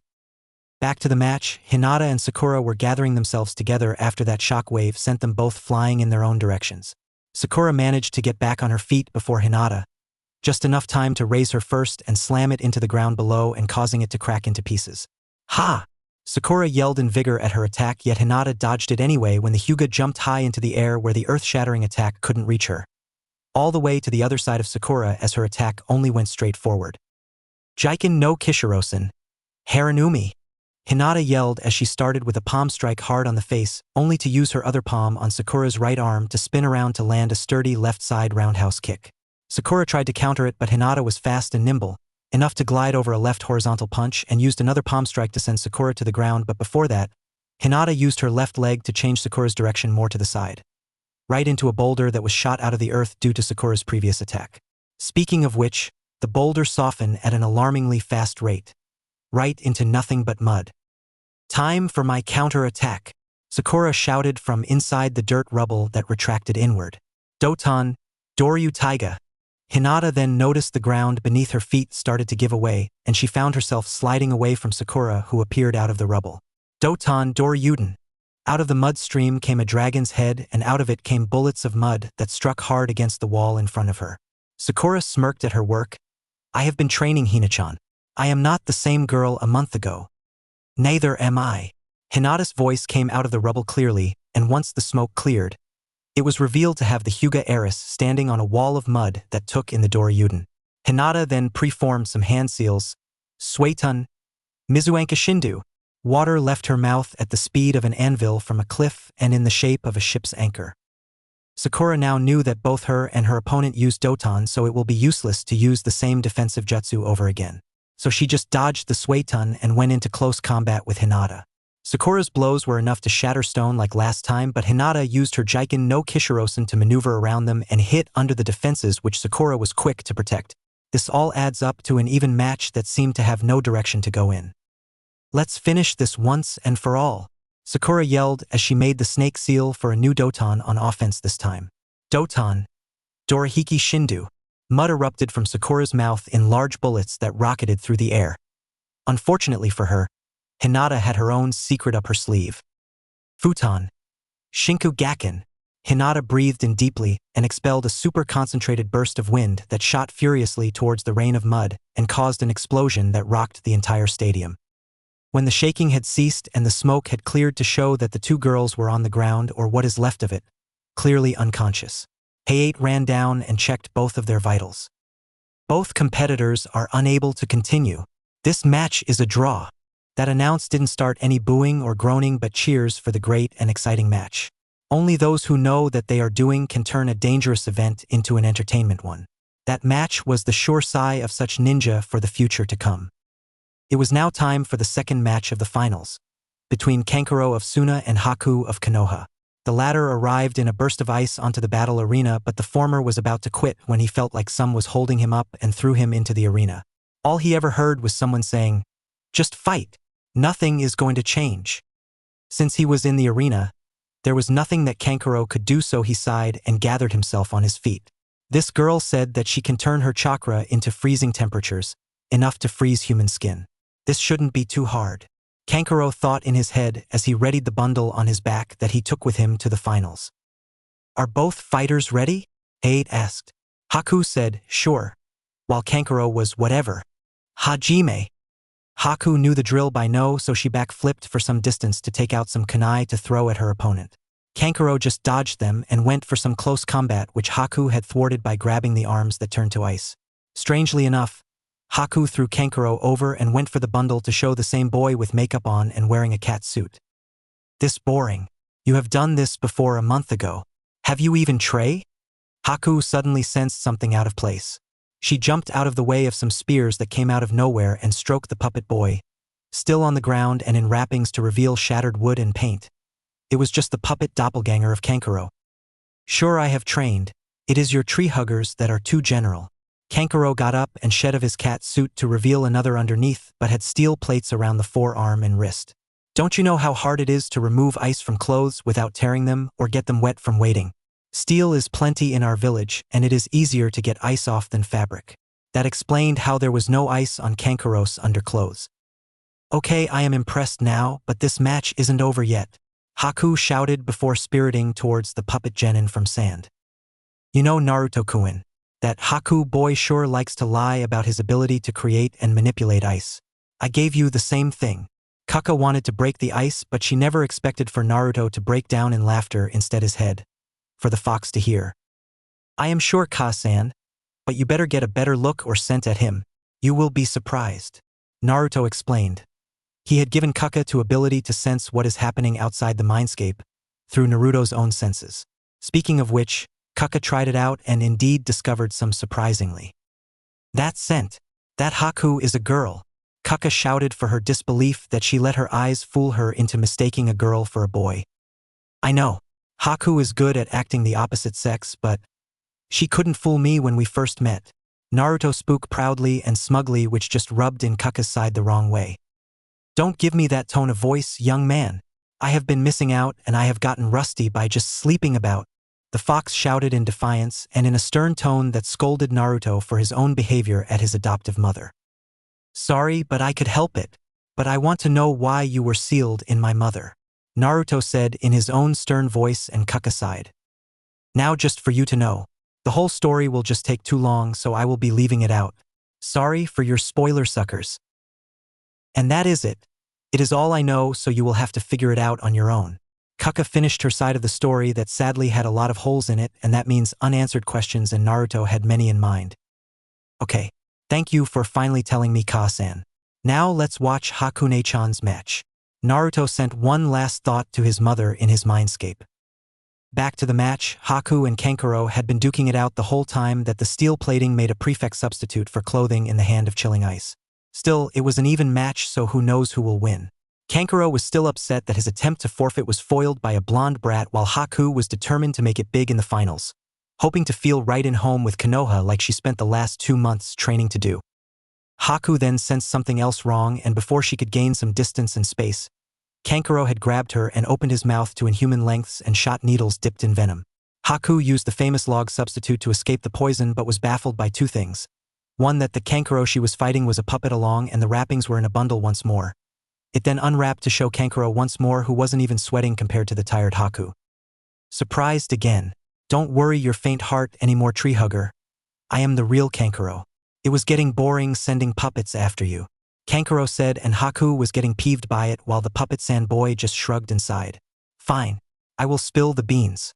You were right before that the Kankuro holding the bundle was a puppet, but there was more to doing that. I was in the bundle with another puppet disguised as me. That was the dummy you saw as part of my henge I came up with. Your little brother somehow became my inspiration for being a prankster. Ha ha ha. Kankuro finished his lecture with a hearty laughter that got everyone steaming mad at how they allowed themselves to be fooled. Then it started to get cold all of a sudden. The village guests were confused by the change in temperature, while the locals all muttered about the same thing that happened a month ago. That when the blonde boy was pissed about the Inuzuka brat. This time it came from the girly boy from Team 7. You know how I keep my little brother as a prankster under control? Haku spoke in a tone that was as cold as the area around her. Let me show you. Haku made single hand seals too fast for Kankuro to catch up with. Makio Hyosho. Several mirrors made of ice appeared as if from nowhere, and they reflected only one person. Haku herself. The mirrors grouped into a dome that surrounded Kankuro with only one puppet handy. Then there was sinister laughter of a woman, and the reflections started to show Haku with needles in her hands. It was reliving the moment on the bridge where it all started. Sensatsu Susho. A mist blue with chakra emerged around Kankuro and took the form of countless needles that rained down on Kankuro, who counted dodge them or deflect with the aid of his only puppet. The Suna boy had put up with a good fight, but ultimately fell in the end when Haku stopped holding back. The mirrors subsided and everyone had the look of confusion on their faces. Apparently, the mirrors had shone the light of the full sun onto the audience around them, so they missed the dome of ice mirrors. Hey-8 went down to check the vitals of Kankuro to find that there were many puncture marks, but they all purposely missed the points where it would have been fatal. Hey-8 cleared his itching throat. Winner by knockout, Haku. Cheers ran until their throats were sore, while Haku left for her place with her team, who welcomed her with enthusiasm after the exciting match, which Haku admitted it was a challenge as she underestimated the resourcefulness of the Sunagenin. She hoped not to make the same mistake and have an even more challenging match. Haku better not have jinxed that once the day is over. Now it was time for match 3 of the finals, between Naruto Uzumaki of 2 Bloodlines and Akanami, who fights with shark skin. The 2 fighters nodded at each other and left for their ends of the arena, where they looked themselves down, as if to say, don't you dare disappoint me clearly. The match between Naruto Uzumaki and Akanami Yoshihaku will now get underway. Are both fighters ready? Hey-8 announced the match, and he was answered with a loud and clear, yeah. Hajime. Katan. Gokakyu no Jutsu. Suka same no hata. Both were shouted at the same time, and then there came a giant ball of scorching flame colliding with the image of a shark's bare skin, causing an explosion. Katan. Gokakyu no Jutsu. Suka same no hata. Both were shouted at the same time, and then there came a giant ball of scorching flame colliding with the image of a shark's bare skin, causing an explosion. Everyone nearby had to brace themselves for the impact that shook them to their core, and also for the horrible racket that threatened to shatter their ears. Then the occasional cloud of smoke had cleared after a good long time, to show that not one side had gained an inch of advantage. Up above, a bird happened to feel the impact too, that caused it to almost fall into the stadium, but managed to get in with the updraft and back into the air. It didn't know that it left one of its feathers behind to drift downward with the wind and landed right into the battle area. Once it touched the ground, it was taken as a signal to continue for the two ninjas as they raced for each other at the same moment. Ninjutsu only landed a standstill, so the shinobi started to switch to taijutsu. Blows rocketed to and fro, stabs and jabs, pushes and pulls, thrusts and slaps. The works that creates sparks and makes our hands hurt. Yet Akanami noticed something was off about her opponent's hands when she let out a loud shriek of pain and pulled both of her arms away to see her left with ice on while her right arm had serious burns, peeling of the skin pretty badly. "So that is it from the preliminaries," Akanami said with a surprisingly calm tone. "When you humiliated that dog jerk while everyone was saying it was either hot or cold or neither." Naruto sighed as he pocketed his hands. "Yes, it my twin Kekai Genkai, but anything else, you will have to figure that on your own," Naruto said, and Akanami smirked. "Fine then." The Kiri Kunoichi then charged with both of her arms, despite them being affected by Naruto's powers negatively, outward. Same ago no Haisa. Everyone could see the image of a shark on its side, about to chomp on Naruto, who managed to dodge the pincer attack. Hayatan. Hai Shin Taya Shiba. Akanami could barely move out of the wave of the ice sheet that spread around the ground of the arena. After failing at running, both of her feet were frozen stiff. Both Akanami was not out of business yet. Suka same no hata. That attack from the very beginning was a lot faster than Naruto had thought it will be and couldn't move out in time to receive the attack head-on. Yet when the smoke cleared, the blonde wasn't even scratched. He was just wet. Before anyone could comment on that, Naruto had finished a set of hand seals before taking in a huge breath. Futon. Goratuski Onsen.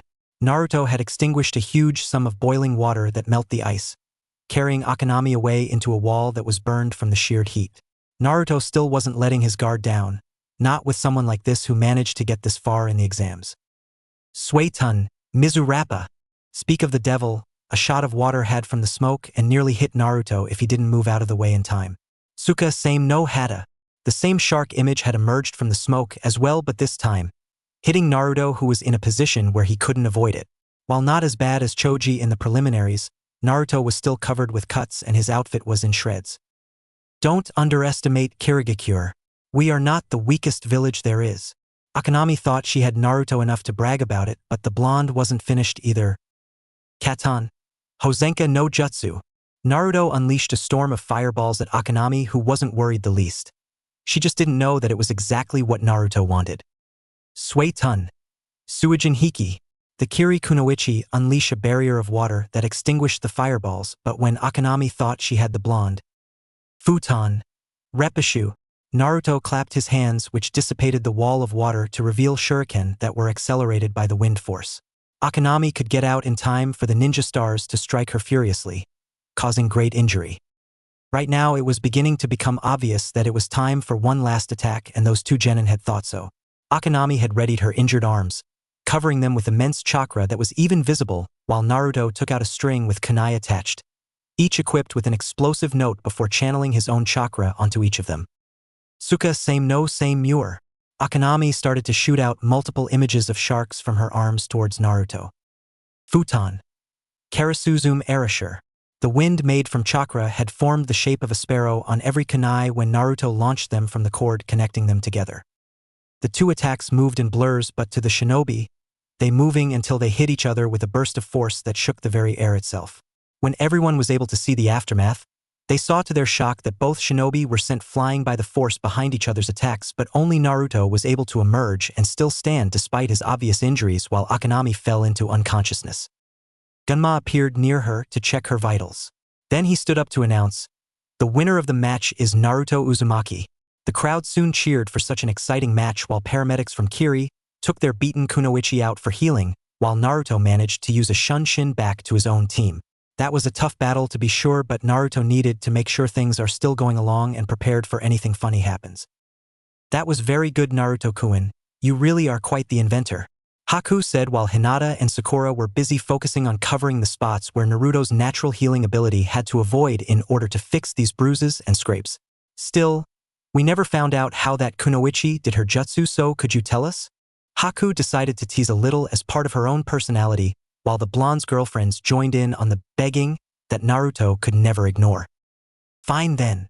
The Kunoichi smiled at themselves proudly, while the others just knew that the girls had Naruto wrapped around their little finger. From I have noticed is that her chakra had been fresh in the air that her techniques had passed through, so I thought that she was manipulating the water vapor in the air to mimic the sharpness of a shark's skin.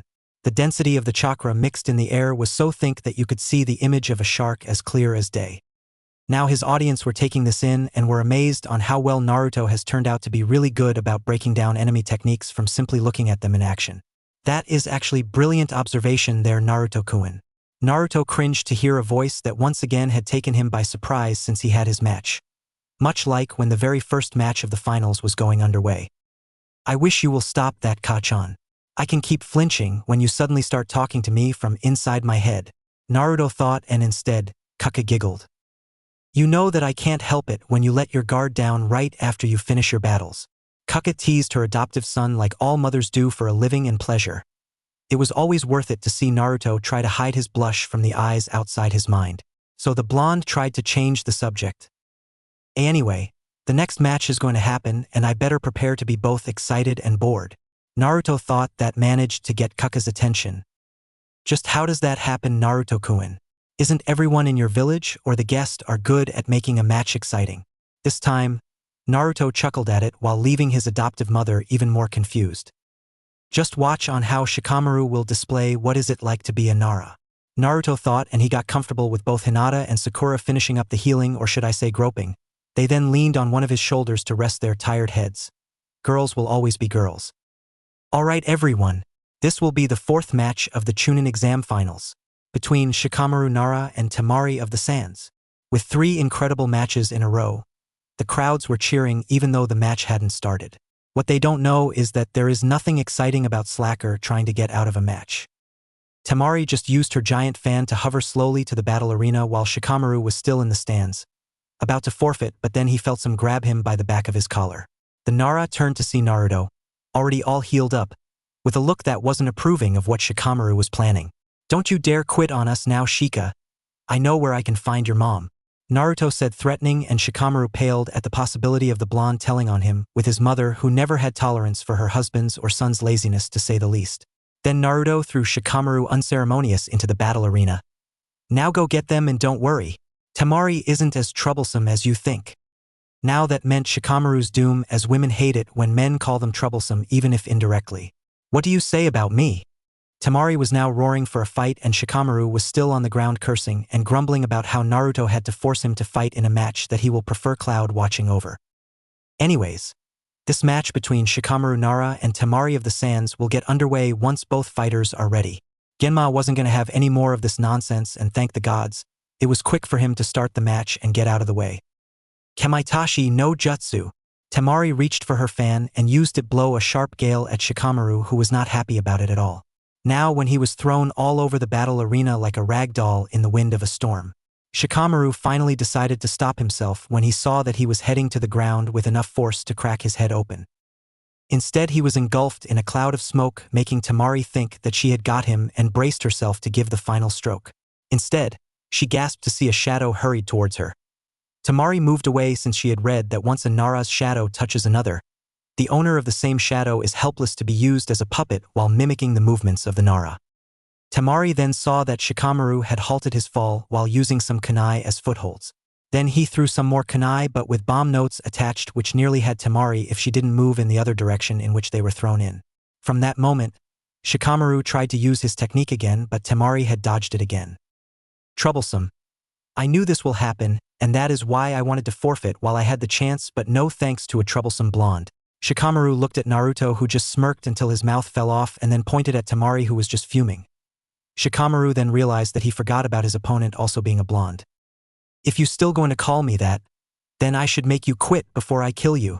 Temari then unleashed another Kamaitachi no Jutsu at Shikamaru, who just managed to avoid it but dislodging his makeshift footholds, making him finally fall to the ground. Yet that rage was still fresh in the Suna Kunoichi system, so she tried to hit him with her wind release technique, over and over. In the stands, the Kunoichi were feeling sorry for Shikamaru for letting his laziness make him undergo the wrath of an angry woman, while the male shinobi were just clicking their tongues and shaking their heads at how foolish that even a Nara could be with it came to become motivated or dealing with women, and especially Kunoichi. Naruto was just observing and waiting for Shikamaru to finally show off his creativity and strategy in battle before quitting. In his mind, Kaka was cheering for Temari to show off her girl power.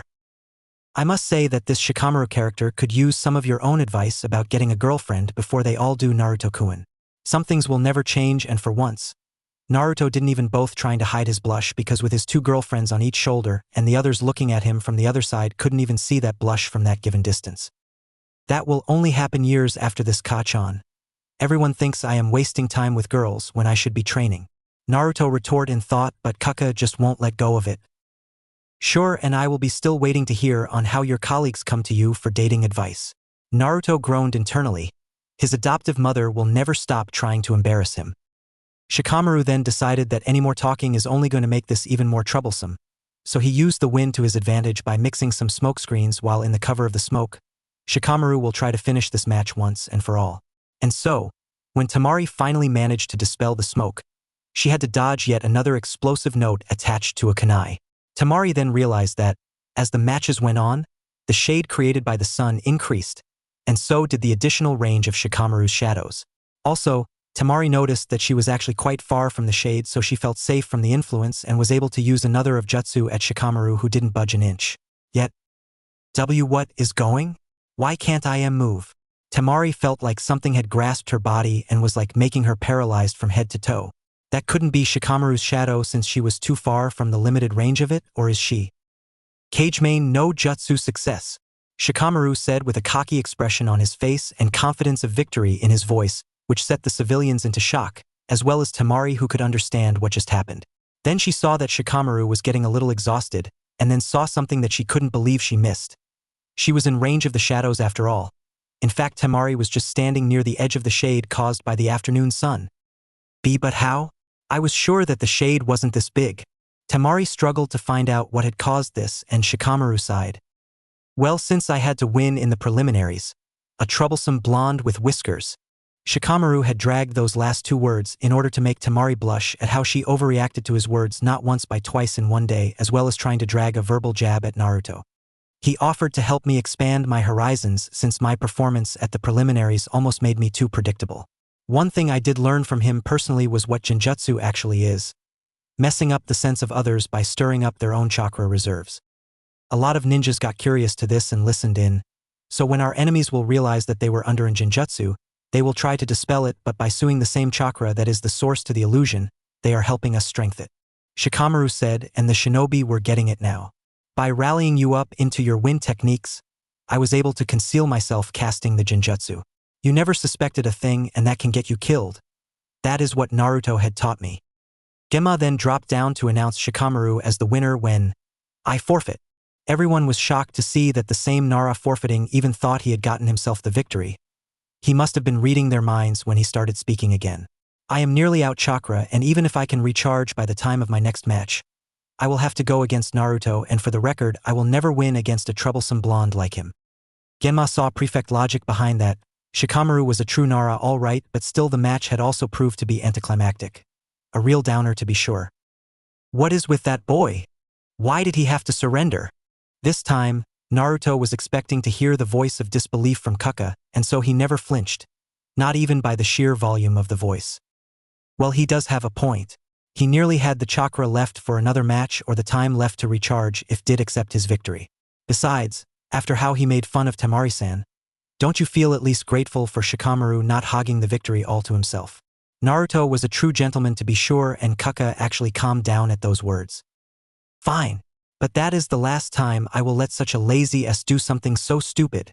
Kaka grumbled and Naruto just said nothing, as any comment will just offend her, and Naruto was not going to do such things to the woman who finally became his mother. Now it is time for the fifth match of the finals, between Gaara of the Sands and Mizusame of Kirigakure. Genma announced to get everyone's damped spirits up again, and before he could even budge from his spot, Gaara appeared in a tornado of sand while Mizusame appeared from within a cone of water in the shape of a shark, swimming in the air. Are both fighters ready? Yes. Yeah. Then Hajime. If Genma had known what was caused those two words, then he will also know about the attack on the village that also said of a string of events that will shock the entire ninja world to its core. Now it is time for the fifth match of the finals, between Gaara of the Sands and Mizusame of Kirigakure. Genma announced to get everyone's damped spirits up again, and before he could even budge from his spot, Gaara appeared in a tornado of sand while Mizusame appeared from within a cone of water in the shape of a shark, swimming in the air. Are both fighters ready? Yes. Yeah. Then Hajime. If Genma had known what was caused those two words, then he will also know about the attack on the village that also said of a string of events that will shock the entire ninja world to its core. Mizusame decided to take the first move while Gaara just stood there in his original position. The latter always allowed his sand to protect him whatever he wants it to or not. The Kiri Shinobi launched a string of kunai in a similar manner to Naruto's before. Like before, Gaara's sands raced from within the gourd on his back in order to take in the kunai, but because of that, Gaara never noticed that there were special seals on those kunai until too late. When his sand got wet for some reason, and because of that, Gaara couldn't control his sands anymore as they became too heavy to move. Now your guard is down, Mizusame yelled when he moved in to slash at Gaara's face, only to see that there was even more sand guarding him. And since that sand wasn't wet, Gaara was able to repel Mizusame away until the Mizu Shinobi managed to avoid the worst to think of a different plan. After a short time, a smirk found its way to his face. I've got it! Die and appease me, mother, with your blood. Gaara then appeared with his sand about to crush Mizusame, which can be bad for the average person, but for a shinobi with a plan, it was the perfect chance to brilliantly execute it. Suetun. Bakusui Shoha. Mizusame shouted, and the large waves of fierce water had drowned the sands, causing Gaara to flee, to avoid getting wet. Then Mizusame started the first phrase of his new plan. He threw pairs of kunai into Gaara's direction, but the Suna Shinobi let his guard down since none of them even got into range of himself. Suetun. Suijin Hiki. Sabaku Soso. Gaara panicked and tried to stop this wall of water that seemed to be heading for the kunai and strike when he wasn't letting his guard up. Somehow the sands had stopped the Suetun defensive jutsu being used as an offensive one as well. But Gaara never noticed that he had fallen for Mizusame's strategy all along, and he sound paid the price for it. He felt like something very thin and fine was touching his skin, and more specifically, his throat, his torso, and his limbs, but before he could see that it was wires that were attached to the kunai that missed him along with some strange paper with even stranger drawing that made his head cloudy. He heard something clear and loud. Same no hanto, zetai fukuziai.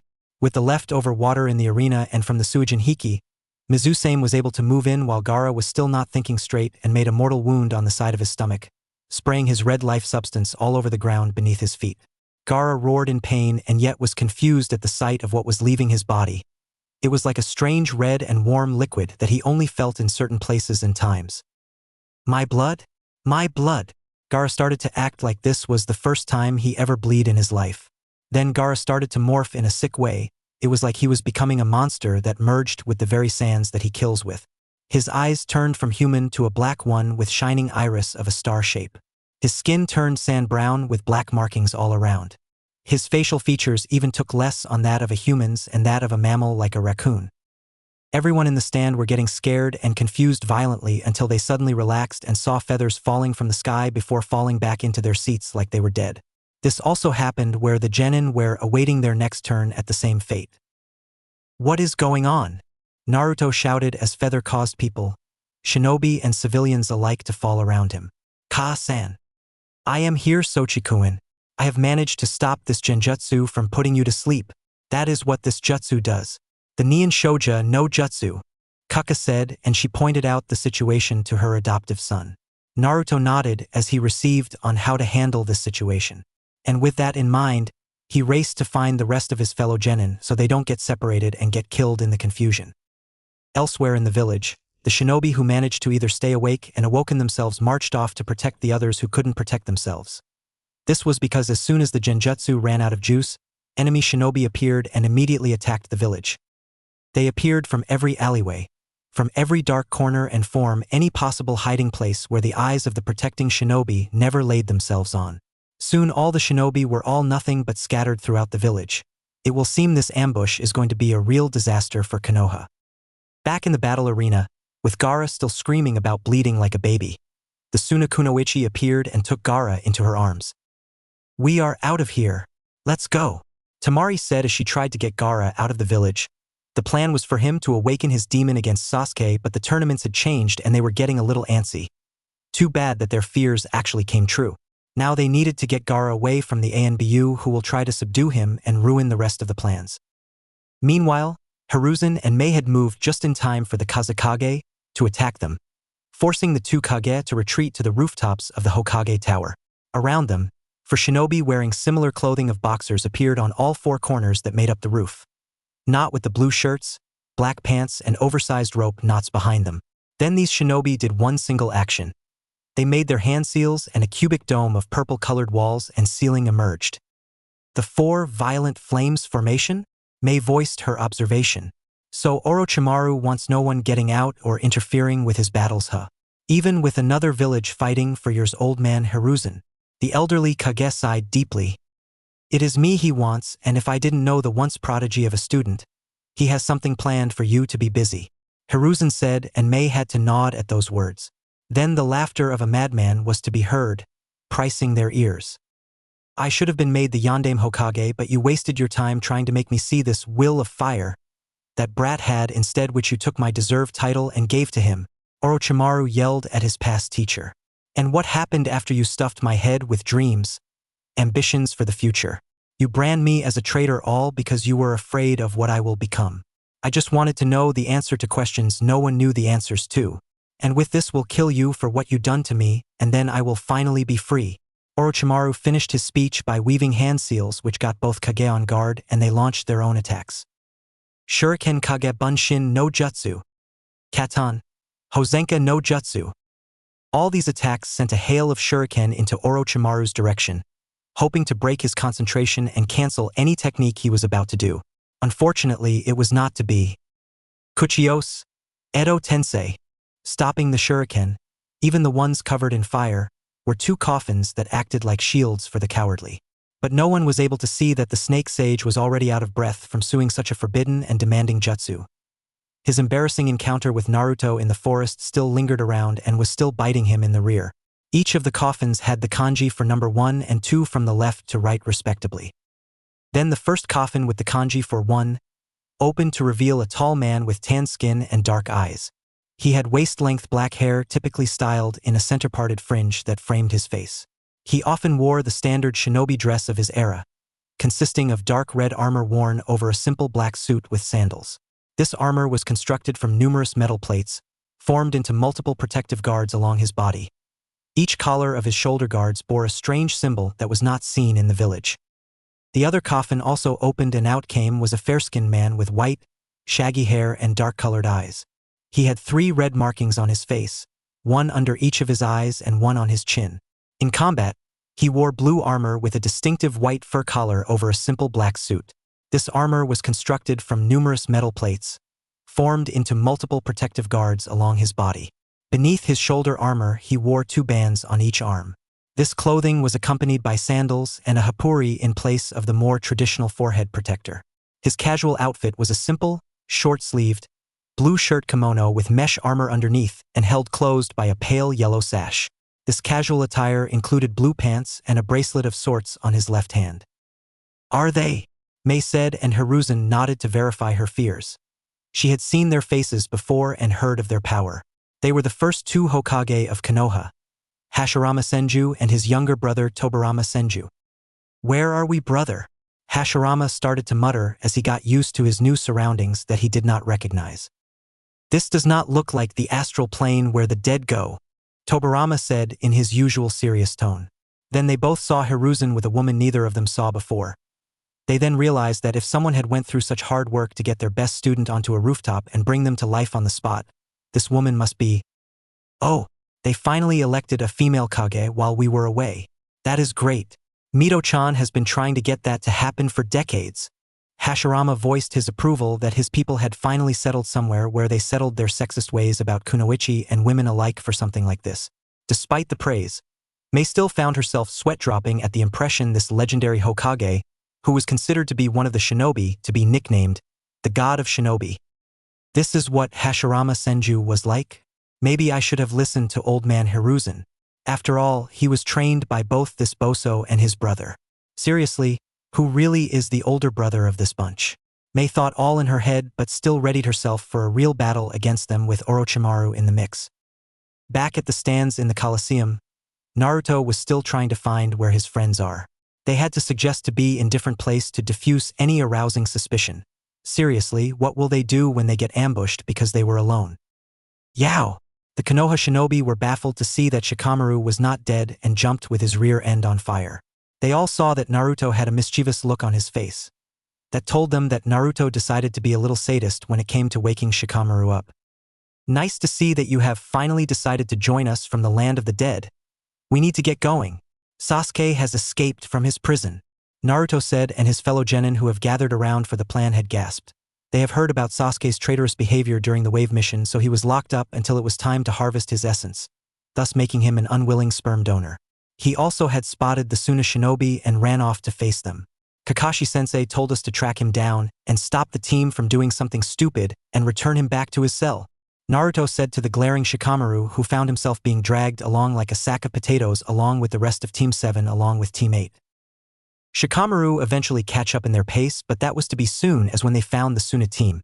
The trio from the desert split up to help Gaara escape the Konoha shinobi. They still didn't stop Sasuke from moving past them. Shikamaru was about to try and evade Temari, who was still angry at him for humiliating her and giving up at the worst possible time during their match. Shikamaru, you made a fool out of a lady, and it is only fair and right that you started your fight with her and fight for real. Or else I will have to tell all this to your mother the wrong way and watch how she reacts. I am sure she will be good for you in the morning and for your go-sets. Naruto trailed off while the other shinobi left the poor Nara face to face with an enraged Temari, who won't let Shikamaru leave this encounter.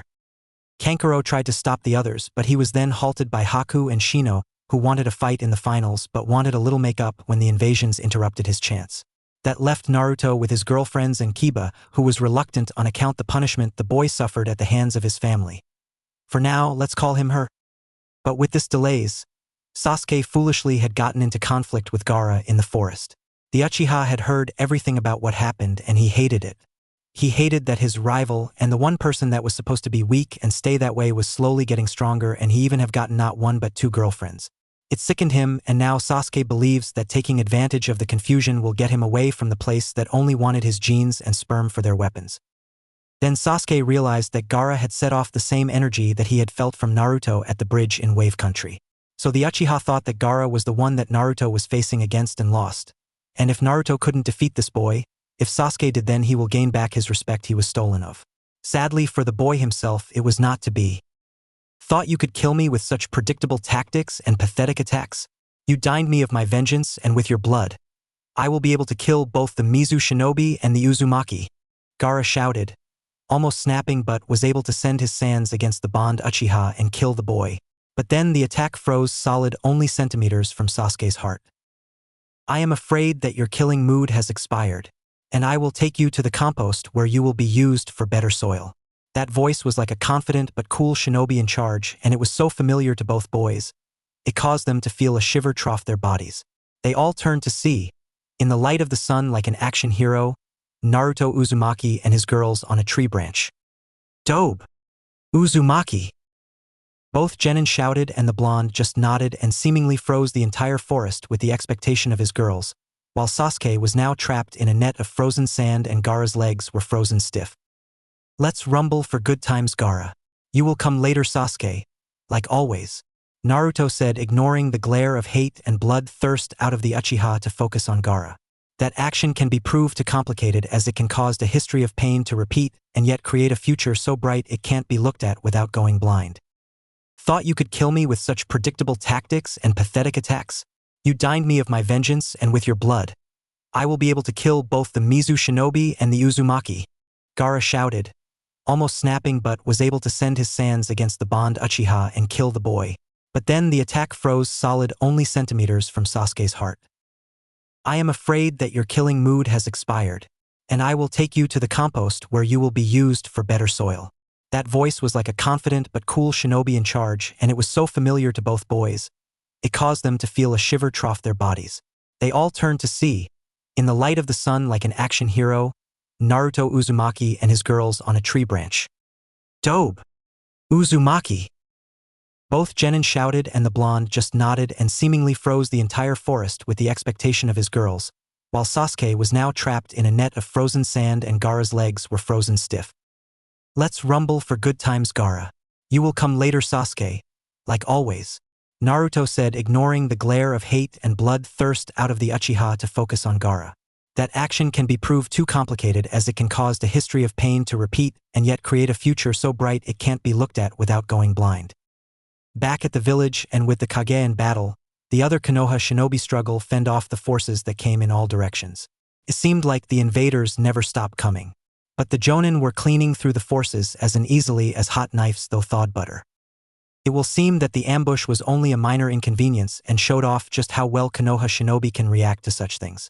Maybe Konoha's strength really wasn't all talk, and especially since they got just the right allies. The Kyubi shinobi there for the benefit of the Chunin exams finals had helped with the other Konoha forces and helped even the number odds a little. They were so good that they might as well skip Chunin and become Jonin with their mastery over Suiton and their other techniques based on the animal behaviors and attitudes of the sea predators. Yash! Mighty Guy yelled as he sent 3 Odo and Suna shinobi through a brick wall for a good knockout shot. That makes 45. You are falling behind Kakashi, my eternal rival. Guy looked at Kakashi, who had been standing onto a pile of defeated shinobi. 50. Kakashi said in a bored tone that got Guy tumbling to the ground at his failure to try and beat the one-eyed Cyclops. Then he was about to counter some Odo and Sunakunoichi until he saw their well-developed figures and halted in his tracks with a blush hidden under his mask, leaving him open to attacks. Suka same no hata. Those kunoichi were washed up and scraped by an unseen force that saved the prevented Cyclops of a Jonin. You really need to pay more attention. Otherwise, I may need to listen to Naruto about how you are such a pervert of a shinobi. Why, thank you, Kyubi shinobi, and watch your back. Kakashi lazy said and took out some of the enemy forces that took the chance while Akanami of Kyubi was scolding the Jonin. Thanks, and that wasn't a compliment, Akanami said before joining the orders in taking out the invading forces. And while the ground forces are being taken care of, the Kage were at a tough spot against 2 undead foes and a Sannin against them. They just were wondering why Orochimaru was losing his breath rather easily and used low-level jutsu a little too much, no big ones to take real damage. I am sorry that I have to do this, Mei-san. I wanted to see that you live, and yet the record for first Kage of all time. Hashirama could control his mind and mouth, but the seal implanted in his body was too strong for even him. I am getting tired of that, Hashirama, and stop it before I get the impression that you are a ladies' man instead of the god of shinobi. They called you back then. Mei hated to see a fellow Kage act so shameless in front of her. Yotan, yokai no jutsu. Mei spat out a stream of acidic mud from her throat, protected by her chakra. It spilled all over the rooftop and melted off some of Hashirama's undead body that was already healing at a very slow rate. I will keep this up. I have enough chakra to go all day, and I will see that you will melt along with the rest of your womanizing ways. I will not be looked down on as the Mizukichi. Meanwhile, Hiruzen was attempting to make it past his old age against one of his former teachers and one of his former students. His Doton Jutsu were helping against Tobirama's Suiton, and Hiruzen can used his Katon against both foes. What is wrong, Orochimaru? You were always one to barely even get tired in a battle like this. Have you really got out of shape? Shut up, sensei. I am having a bad time trying to recover from that technique you taught that Uzumaki boy. Orochimaru revealed his rare states of anger that surprised Hiruzen quite a bit. Orochimaru was always so cool as much as he was cunning and cruel. But Tobirama was curiosity about something else. So the Uzumakis have survived the trials and dangers of time, huh? How come I see any forces from Uzugakure? The second Hokage said, and this time Hiruzen gave the answer. Because there is only one Uzumaki left, sensei. The rest of the clan were slain by the combined forces of Iwa, Suna and Kyubi in the long-distance past. It is all down to young Naruto. Hiruzen said, and instead of anger, Tobirama was laughing. And who has the right head to call the hope of the Uzumakis after a ramen topping? Tobirama could have laughed more, but Hiruzen stuck out on his head with his staff, destroying the head for now. Hiruzen then went all out on the headless body of the Hokage. Naruto was right. There is on way to face against the undead. They are still bound by their senses. Cut off the head and 4 of the 5 senses and you gain the upper hand. Hiruzen thought to himself as he used his diamond staff to knock Tobirama away and set him ablaze and focusing on Orochimaru. Now, I don't recall teaching Naruto any jutsu that could have caused this mess. You are Orochimaru / he never asks for any jutsu, and I barely have the time to do it myself. You didn't? That brat did the reverse of the Kenjutsu, unlocking of the 8 gates and sealed half of mine. Orochimaru yelled when he realized that he had been barking off the wrong tree all along. Then he is growing very well, Orochimaru. I dare say that if this keeps up, he might be able to kill you. I hope to hear about it somehow since you are still the cowardly snake you always been who finally shows his true color at the worst possible time. Now face me, Hiruzen said with a taunting smile and charged at Orochimaru, who took out his Kusanagi sword from his mouth very painfully and took a stance to at least take in some of the future damage. Meanwhile, in the forest that looked like a war zone has taken place there, with broken tree branches and bark, all encased in ice. Looks like this is it, Gaara, Natsu said in an ominous tone as he stared down the Suna redhead who lied on the ground helpless. It was a great race, but I have crossed the finish line first. It is time to end it. Just hurry up. I don't know how much longer I can stay conscious. That is what is keeping this demon from escaping my body. Gaara yelled in a concerned tone that was out of character for someone who loved only himself. Fine, Gaara, Natsu said, and some of the leftover ice around them moved to Naruto's hand and formed a makeshift spear. You lose. Naruto moved to make the final strike, but it never came. Arg! Naruto felt a familiar pain of something piercing his backside and coming out of his front side. It was one of the makeshift spears out of icicles that Naruto had scattered in his fight against the sands of Gaara. You are right, Dobe. Now that was a voice that neither one of the shinobi ever want to hear again. You did lose, and now you don't have your girls to help you. Sasuke Uchiha, someone that was forgotten by both shinobi during their fight. Naruto gritted through his teeth to be helpless to hear his precious girls being told off with Sasuke's disgusting voice. I made sure. They just won't go down so easily. They were lucky I don't have all time in the world to waste on them. Sasuke taunted Naruto, who looked at the backstabbing Uchiha with hatred while hiding his relief that Sasuke didn't try to harass or rape his girlfriends. Then Sasuke tossed the wounded blonde by the handle of the icicle spear, without any remorse or mercy left. You are pathetic, Suna shinobi. For losing to a dobe whose real weapon is his good luck, but luck is nothing to real skill and real blood of the elites as I am. Sasuke's hand started to glow with lightning that moved so fast. It sounded as if 1,000 birds were chirping all at once. Time to die. Sasuke thrusted with all his might but felt nothing but sand when he planted his hand into the Suna shinobi. That was a fake Gaara that was made, and the real Gaara just managed to switch it with his place. Looks like it worked after all. Nisan. Sasuke heard a deep voice coming from behind him, and when the Uchiha swirled to look, he saw Gaara. He saw the redhead from Suna in complete and perfect health holding up Naruto, who still had the cowardly wound that the Uchiha had to give to him. Yes. ***. It did. You girls can come out now. Naruto said in a weak voice. That very spot was where got his first wound from a backstabbing traitor and coward, and it hurt twice as much as it did well over 2 months ago. Sasuke just saw that Hinata and Sakura that he thought that he had tied up tight. What's the matter, Uchiha? Surprised to see us? We were expecting that. Hinata said in a more confident tone that gave Sasuke goosebumps and relief to her allies in their fight. Yeah, we even brought the girls you were talking to our boyfriend about. Sakura said, and from the trees came copies of both Hinata and Sakura, but they slowly morphed and slugged to reveal different people. People that had shinobi attire and headbands belonging to Otogekure. Why you damn bitches. Sasuke had lost all mercy and patience and courage once he realized that he was cornered. This isn't over, bastards. I no longer care for Konoha. It can go down for all I give a crap about.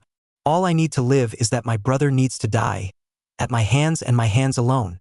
Sasuke shouted, and that was the last they ever saw of the Uchiha during the entire invasion.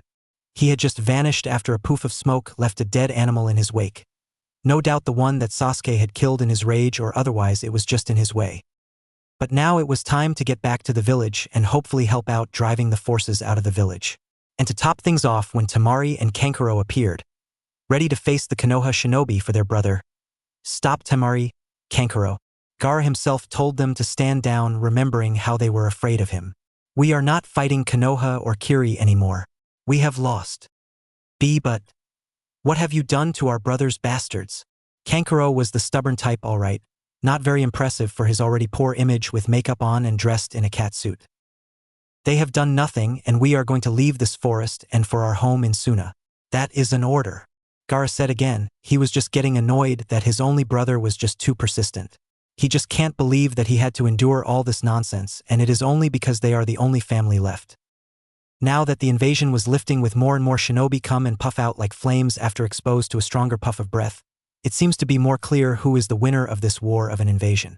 And even better, in the rooftop where the Kage fought that was now overgrown due to Hashirama's bloodline Mokuton or would release over trees and plant bark, it will seem that Mei has a trump card that she was finally angry and annoyed to use now. You know what? Steam hurts even more than boiling water. See for yourselves. Mei shouted as she pressed her hand into the rooftop as Hashirama moved in with his Mokuton, ready to impale her, but instead, steam emerged from the section of the roof he was standing on. The impact was enough to push Hashirama back, and the steam was hot enough to eat away at the wooden roots and the undead body of the Shodai Hokage.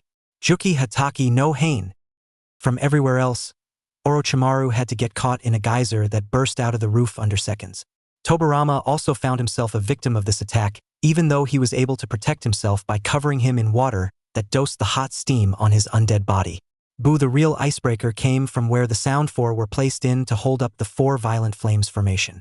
The three male members of the Sound Four had to be exposed to the steam while under the sole female member's feet. The support stands had burst instead. She was spared of any burns. But now that with three of the Sound Four out for the count due to the exposure of the steaming water and the footing of the female member lost, the four violent flames formation couldn't be held up any longer. It dissipated and caused all access to the route where the Kage were fighting, in which included the ANBU. Sound Four, we are retreating. Now! Orochimaru yelled out with what is left of his strength, and his Sound Four ignored their burns to disappear with their dying master within a shunshin. With that carried throughout the village by the wind, the Odo Shinobi all fled while the Suna Shinobi stayed behind in hopes of actually hanging in to beat Konoha. Instead, they were overwhelmed, and the troops from the desert had just barely escaped from the village in the forest. Konoha and their new ally in war, Kiri, had just won the invasion of Odo and Suna. Now that Orochimaru and his Sound Four had fled, it was now time to clean up the village. And with an investigation had come up with signs that during the chaos, one of the Odo Shinobi located the prison where Sasuke was being held until he was just ripe enough to be extracted of his sperm to be used to make more Uchiha children. It will seem that this infiltrator forgot to check if there were already sperm extracted and stored. In this case, there were, so Sasuke's running away wasn't a total loss. There is still a young homicidal maniac out in the Fire Country now looking for anyone that can lead him to his older brother and kill him.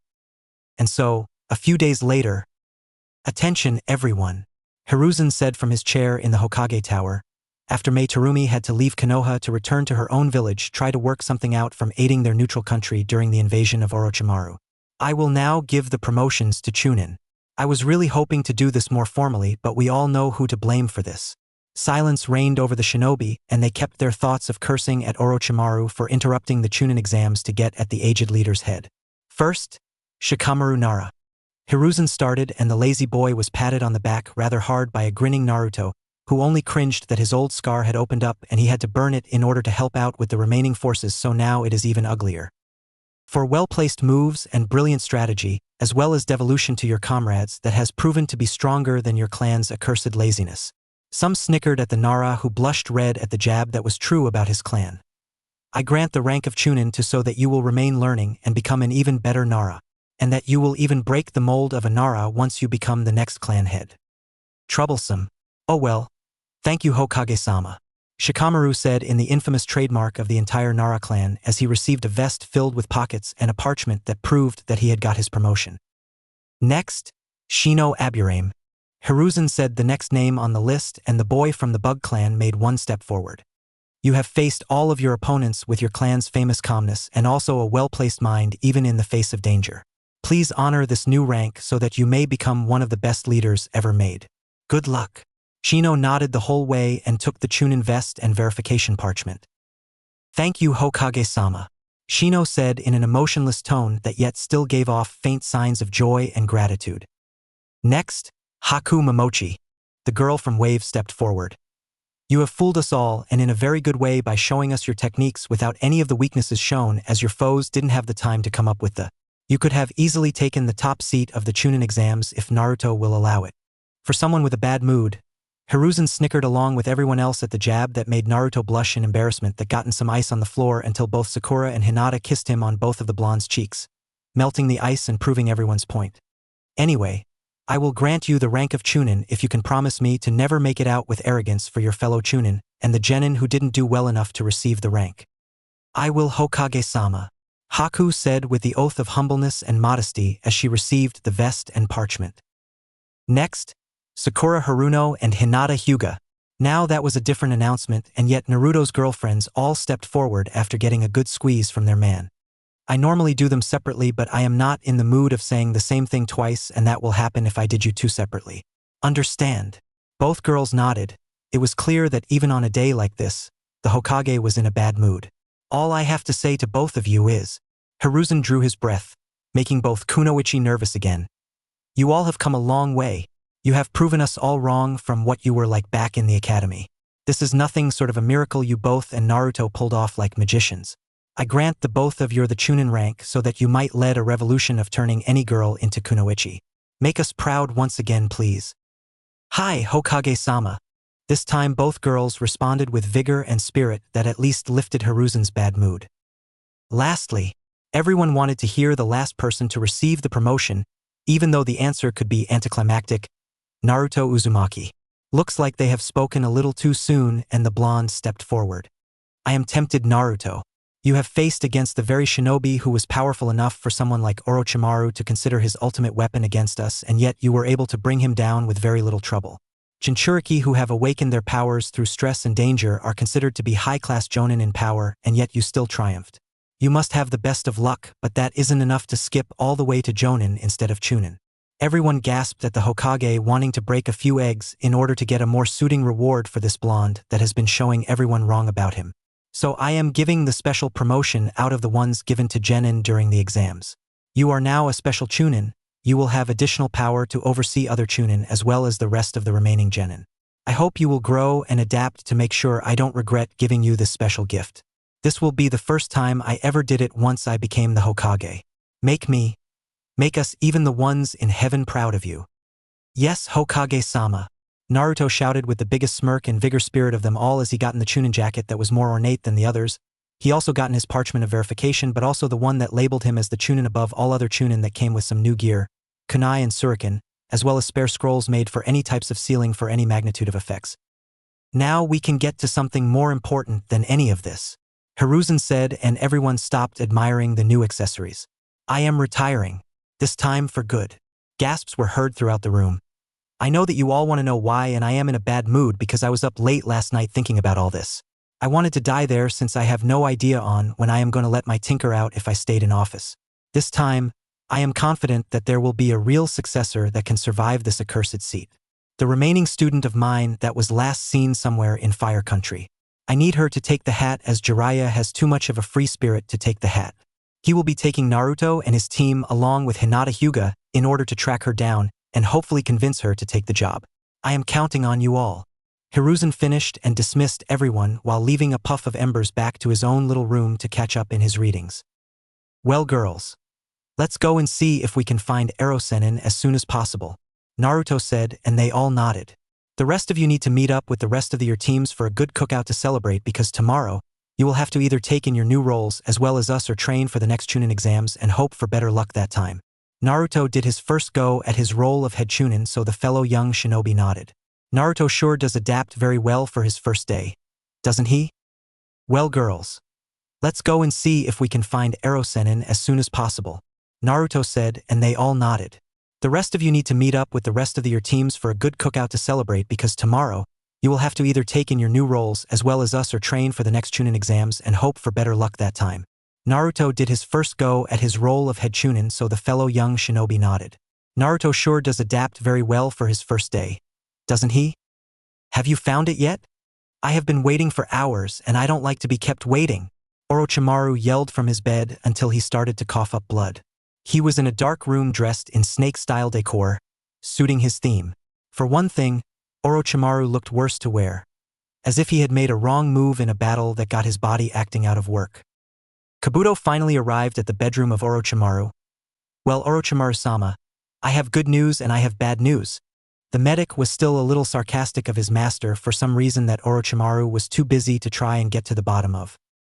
Out with it already. What is the bad news? Orochimaru got more and more impatient. Kabuto smirked. The bad news is that your body is getting more and frilier and your soul is getting more and more dependent on this technique of yours. You will need to find a new body that you can possess permanently this time, or your soul will never last in any other host for more than a day.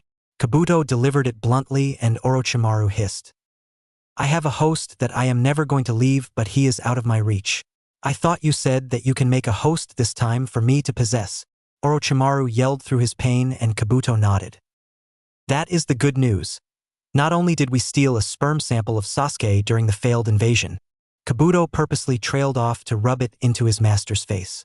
All that planning was down the drain, not through incompetence or poor planning, but also overconfidence and arrogance on Orochimaru's part. But we have found plenty of skin samples and blood from when Sasuke foolishly tried to get even with the Uzumaki while he was battling the container of the Ichibi. Maybe your short-sightedness can triple if you possess a stupid and blind boy like that. Kabuto started to laugh at his own joke, which infuriated Orochimaru, who was still too weak to kill his medic for all this humiliation. Kabuto is on his side, right? It matters not if you can create a clone of Sasuke-kun that I will possess anyways. How long will it take to fully create the clone? Kabuto nodded and stopped wasting his breath on his self-laughter. It actually depends on what age we want the clone to start off as. We can even make a clone to be 16 years old in 16 weeks, complete with the physical strengths and jutsu we have taken notes off while no one noticed. Kabuto said before he got a little sad with a hidden smirk under his facial expression. Unfortunately, your body will only last a few weeks, so you will have to possess a little boy to save your pale and dying ass. Shut that mouth, Arg! Orochimaru retorted and then recoiled his pain. Kabuto said nothing and made no move to help his master because by now, the medic was used to the snake sage's overflowing pride. Then we need to get me more time, and that will happen because I am going to get healed by her. And if she refuses, then I will possess her for my new body until the clone is made. If you do, then that female host will die prematurely. Kabuto for once protested but cleverly hid it in blunt facts to remind Orochimaru instead. She is already wasting away everything she was born with. She is a disgrace who happens to be still as good as she did before she left her home. I can get her prize jutsu and end her misery right on the spot. And no one will miss her, Orochimaru said in his usual cruelty and disregard for human life. Just prepare me to leave in a few hours. I just happen to be told where she is heading next. Orochimaru never waited for Kabuto's response and went back to bed to rest.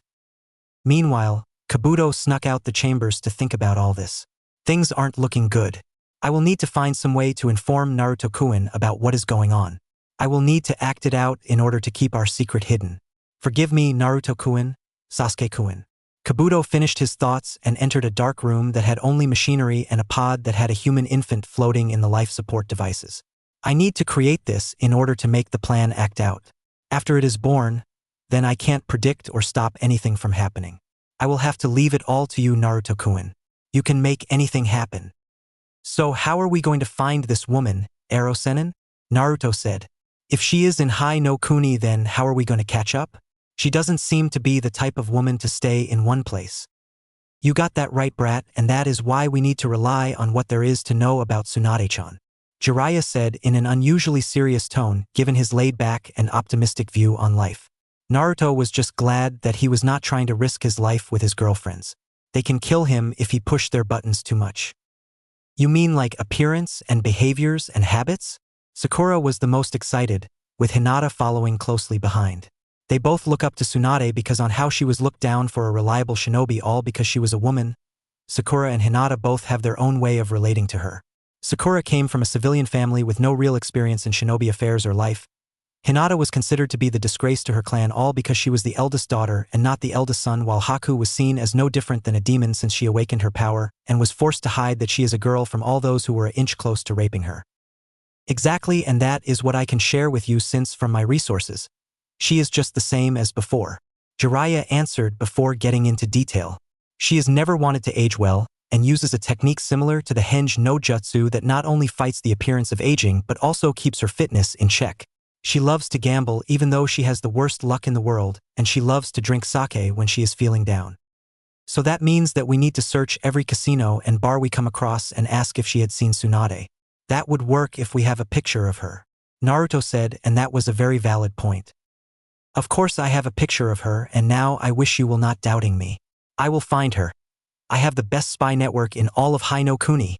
Jiraiya said in hopes that we'll get some respect out of these disrespectful brats. I didn't know that there were more spy networks in Hai no Kuni than yours. Are you trying to inflate your ego again, Erosenin? Naruto said and smirked, seeing that Jiraiya started to sweat in nervousness. See, can we just start looking? We are burning in this sun. Jiraiya shouted, trying to save face. Naruto and his girls nodded. That old man was too easy to bend and play with once you finally figure out just the right buttons to press. Meanwhile, in another part of Hai no Kuni, but you have finally won the lottery. Let's stay for the money we all won. It will help your debits for sure. Outside a gambling center, much like a casino, only no gambling were done with the exemption of drawing lotteries, was a light-skinned woman of average height with brown eyes and straight, blonde hair. Her hair is waist-length with shoulder-length bangs framing both sides of her face. Her hair was also tied into 2 loose ponytails. A woman of her prime, she has a slender frame. She is wearing a grass-green haori with the kanji for gamble written in black on the back, inside a red circle. Underneath, she wears a gray, kimono-style blouse with no sleeves, held closed by a broad, dark bluish-gray obi that matches her pants. Her blouse is closed quite low, revealing her sizable cleavage. She wears open-toed, strappy black sandals with high heels and red polish on both her fingernails and toenails. She also wears a soft pink lipstick. She also is wearing some kind of necklace on her chest. This beautiful woman was holding a ticket showing that she indeed picked the winning number. But for some reason, she was not happy to see this. Like it was actually bad news. She was just walking away while ignoring the protests of another woman. This one was a lot younger in appearance, almost like in her late teens. She was a fair-skinned woman of average height and slender build with black eyes and hair. Her hair is straight and shoulder-length with bangs that cover her ears and frame her face. She is now wearing a long bluish-black kimono with white trimmings, held closed by a white obi, and open-toed sandals with low heels. Finally, she was carrying a pig of a light pinkish color, much like any other ordinary pig. Its cheeks blush in a darker shade of the same tint as her skin. It was wearing a pearl collar and a dark red jacket. You know that we need to move after I win at anything, Shizune. It is a sign that bad things are going to happen. The first woman addressed her companion, who was worried about the former, while the pig went oink like normal pigs. But we are still in debt, Tsunade-sama. We need the money, and it is not like we are to be found by debt collectors if we stay. If they do, then we will just repel them with the money we won. You have got to stop this urge. Shizune retorted, tried to stare down the former, named Tsunade, until she gave up and hurried along. Maybe they are being superstitious, but it has happened before, and it happened too many times to stop believing it. Every time something bad happens, and it always follows Tsunade actually winning for a change, and that is a fact that she never wins under normal circumstances. It's just how everyone wants to see it as. Tell me, Orochimaru-sama, just what kind of woman are we looking for? Kabuto asked as he tried to help his master down the stairs and towards the same place in mind. We are looking for the best healer possible in the entire elemental nations, and the best part is that we cannot risk any intervention from anyone, because who goes looking for such a hopeless woman like Tsunade? Orochimaru smirked as he explained just why he was so confident about all this. But how are we going to convince her to do what we ask of her? Your reputation for being a traitor can even make a woman you keep calling Tsunade-sama unwilling to heal you. Kabuto brought up. This could be my answer to why Orochimaru is being so short-minded. Because she once had a brother and a fiancé. Both I can easily bring back, and she will have no choice but to do what I say. Orochimaru had the biggest grin on his face. Kabuto, for once, had his eyes open in surprise. But that will mean that we will have to tell her that they are still dead. We already failed at using the Kuchios, Edo Tensei, and you are still below half your full chakra reserves. Can you actually pull this off?